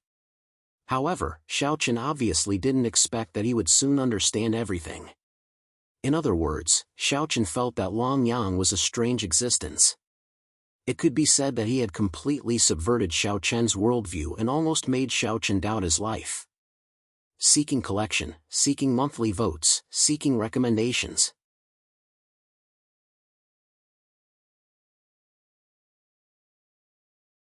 Chapter 1240.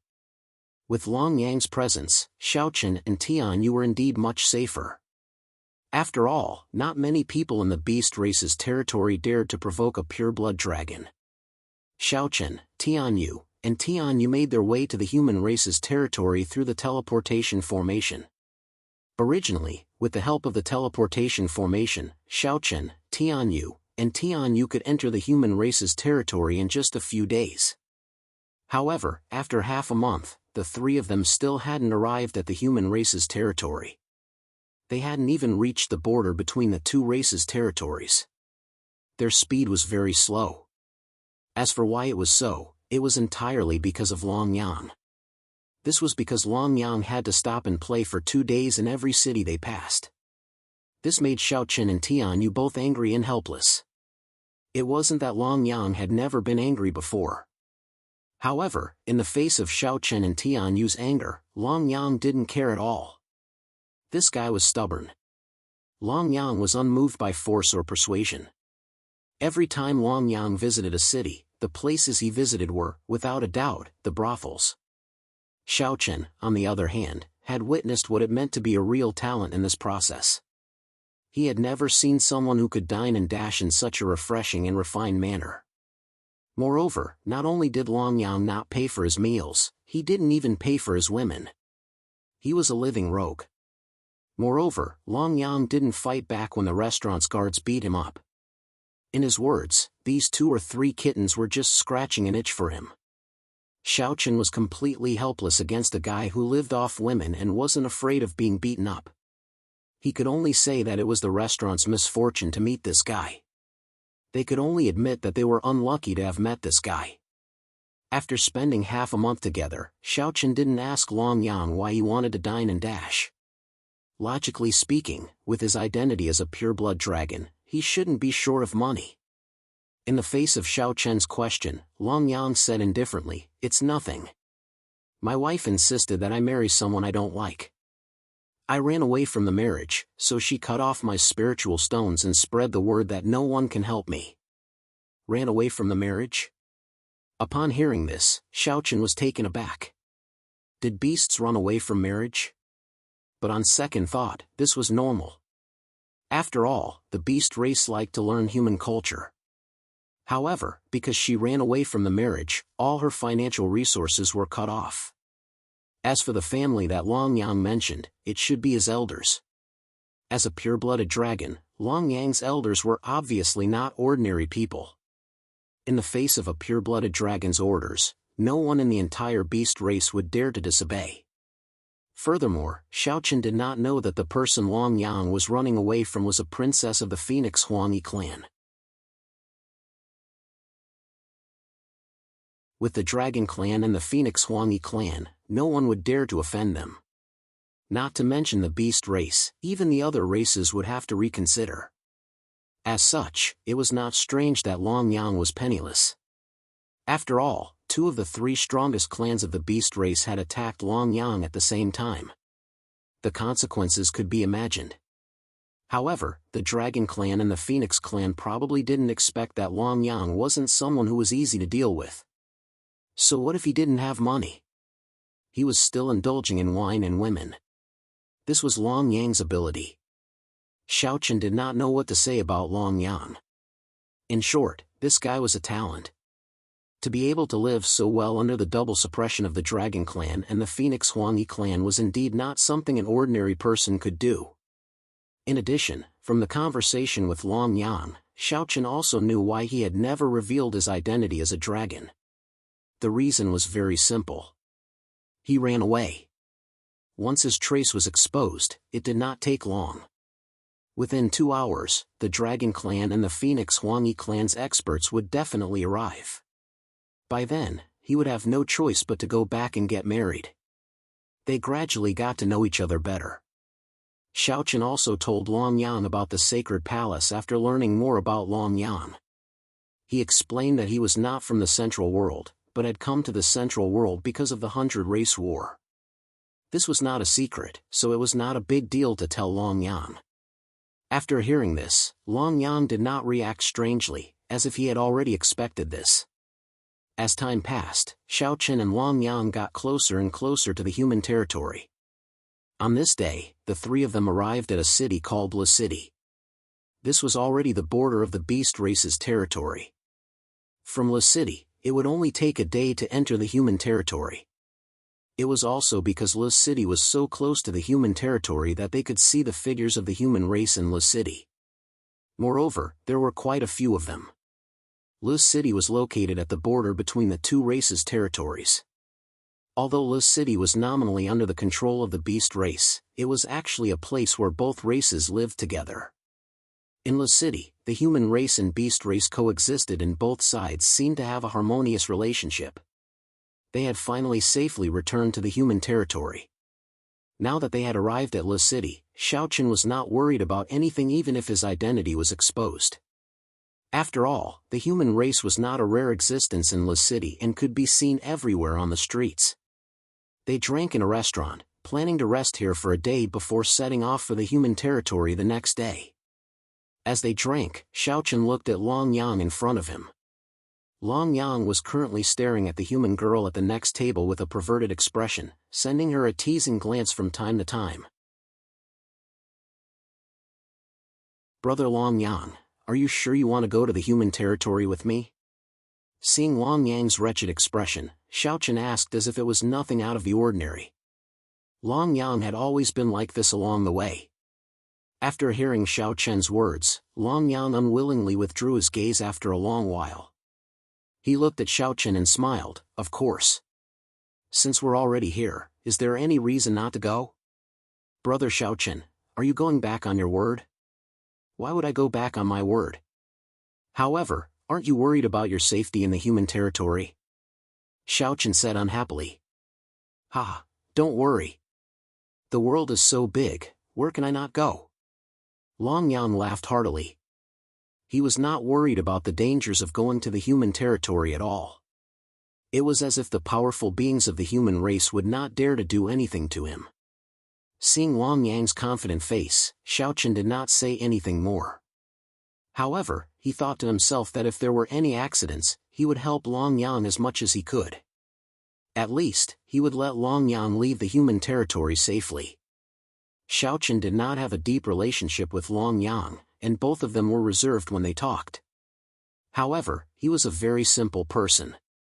If you were good to me, I would naturally be good to you. Along the way, although Long Yang seemed very unreliable, he had indeed helped him a lot and brought him safely to Le City.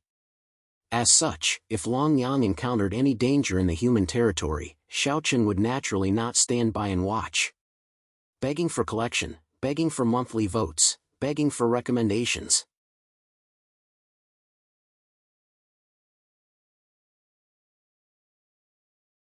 Chapter 1241.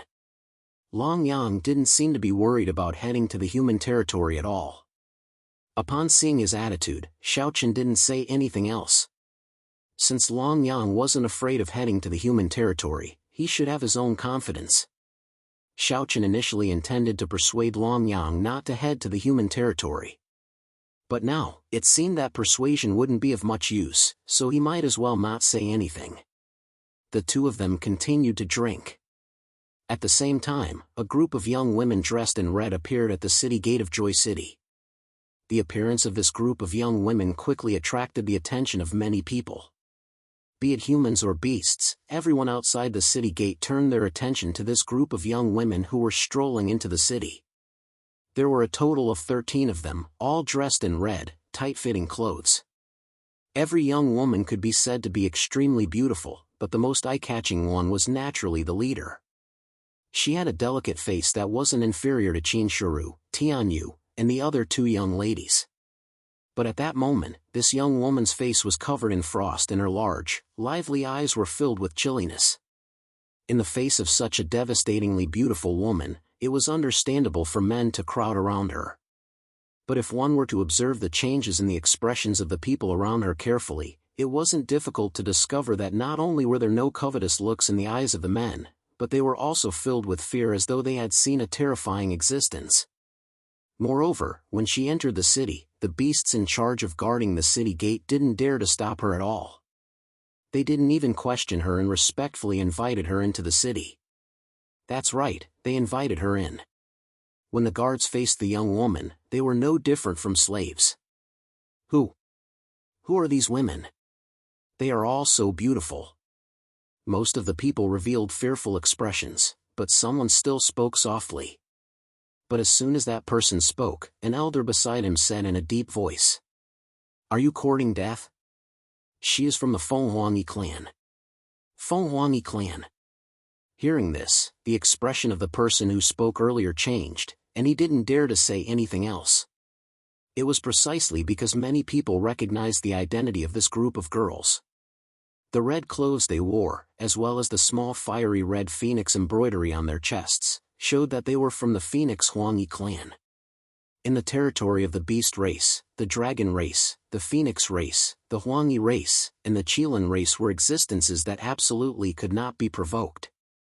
Just like the three masters of the human race, they were the strongest forces that stood at the peak of the central world. Moreover, nothing had happened to them for hundreds of thousands of years. The depth of their foundation was unimaginable. So they were from the Feng Huangyi clan. It made sense that no one dared to stop them. However, Lu City was located at the border. Why would the Feng Huangyi clan come here? Outsiders knew very little about the Feng Huangyi clan. Therefore, the shocked crowd didn't know that this group of people weren't ordinary members of the Feng Huangyi clan. Especially the peerless beauty leading the group. Her identity was even more unexpected. The woman's name was Feng Ju. She was a true descendant of the Feng Huangyi clan, and was known as the strongest among the younger generation of the Huangyi clan. She was ranked 6th on the Saint rankings. Obviously, they didn't know Feng Zhu's identity. If they did, it was likely that they wouldn't be able to remain calm. The arrival of such a big figure in Lis City naturally caused quite a commotion. However, Xiao Chen and the other two didn't know anything about this. At this moment, the three of them had already eaten their fill in the restaurant and were preparing to find an inn to stay in. They were only waiting for the next morning to set off for the human territory. Just as they walked out of the restaurant, Xiao Chen saw that there wasn't a single person outside the restaurant. 12 young girls in red tight-fitting clothes had surrounded the entrance of the restaurant. At the same time, Feng Zhu's face, which wasn't inferior to Tianyu's beauty, was coldly looking at the three of them. This sudden change caused Xiao Chen to be unable to react for a moment. However, at this moment, the princess of the Feng Huangyi clan, Feng Zhu, had already coldly opened her mouth and said, "Long Yang, let's see where you can run to today." Long Yang? The moment Feng Zhu opened her mouth, Xiao Chen suspiciously looked at Long Yang, who was beside her. At the same time, Long Yang revealed a bitter smile. The trademark wretched expression on his face had also disappeared and was replaced with a helpless expression. Xiao Chen seemed to have guessed something. However, at this moment, Long Yang clearly didn't have the intention to explain. He stepped forward and smiled bitterly in front of Feng Zhu. "My miss, what are you trying to do? I've already said that a forcefully picked melon won't be sweet. Why do you insist on clinging onto me and not letting go? With your qualifications, in this central world, not to mention the beast race, even if it's the other races, as long as you say the word, I believe you can find any kind of husband. Why must you hang yourself on a crooked tree like me?" When Long Yang said this, Xiao Chen had already confirmed Feng Zhu's identity. She should be Long Yang's fiancée, the princess of the Feng Huangyi clan. He already knew that Long Yang escaped from the marriage, but who would have thought that Feng Zhu would chase him all the way here? Since he had already guessed Feng Zhu's identity, Xiao Chen naturally wouldn't intervene in such a matter. After all, this was a matter between the two of them.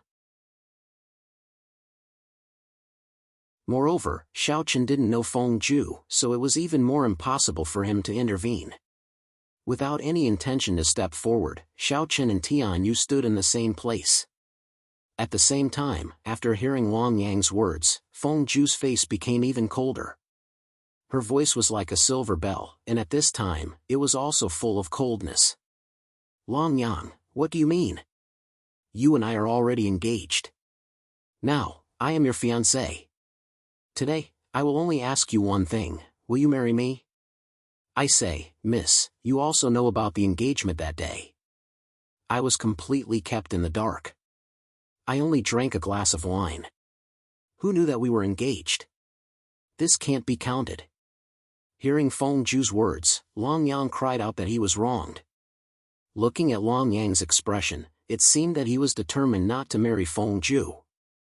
Seeing this, Feng Zhu strangely calmed down at this time and said indifferently to Long Yang, "I will only ask you one thing, will you marry me or not?" Hearing Feng Zhu's words, Long Yang directly shook his head and said without any hesitation, "No." Long Yang straightforwardly refused. And just as Long Yang's voice fell, Feng Zhu's body exploded with a towering pressure. The power of the Feng Huangyi clan's bloodline soared to the sky at this moment. Her eyes were slightly red, but more than that, there was anger. She said in an extremely cold voice, "Fine, Long Yang, today I will kill you first, then I will kill myself." Seeking collection, seeking monthly votes, seeking recommendation.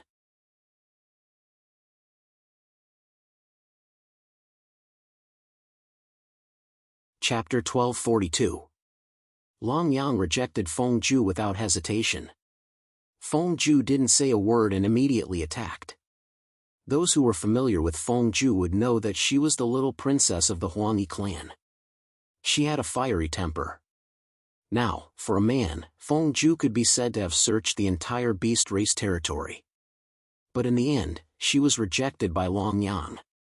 Without waiting for Long Yang's reply, Feng Zhu had already made his move. The terrifying coercion of the Phoenix clan, as well as the cultivation of the semi-sage realm, made Feng Zhu's move not any weaker than that of a Saint Realm expert. Half-step Sage Realm. Xiaochen murmured softly as he looked at Feng Zhu. Feng Zhu's age seemed to be about the same as his, but she was already a half-step Sage Realm expert. Moreover, cultivation was secondary. What was truly terrifying was the aura that Feng Zhu emitted. It was obviously not an aura that an ordinary half-step Sage Realm expert could possess.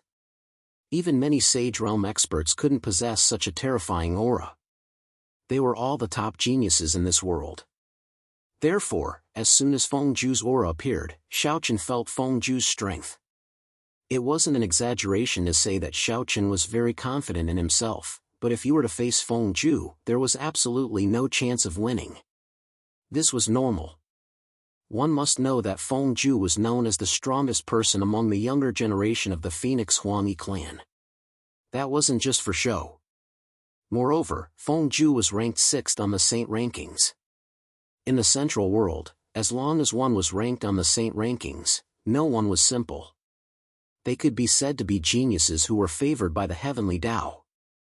If even the Heavenly Tao thought highly of them, how could their talent and strength be weak? Not to mention Feng Zhu, who was ranked 6th on the Saint rankings. Feng Zhu attacked with hatred. Scorching flames started to burn around his body, as if he wanted to burn the space. Under the scorching flames, the space around Feng Zhu started to distort.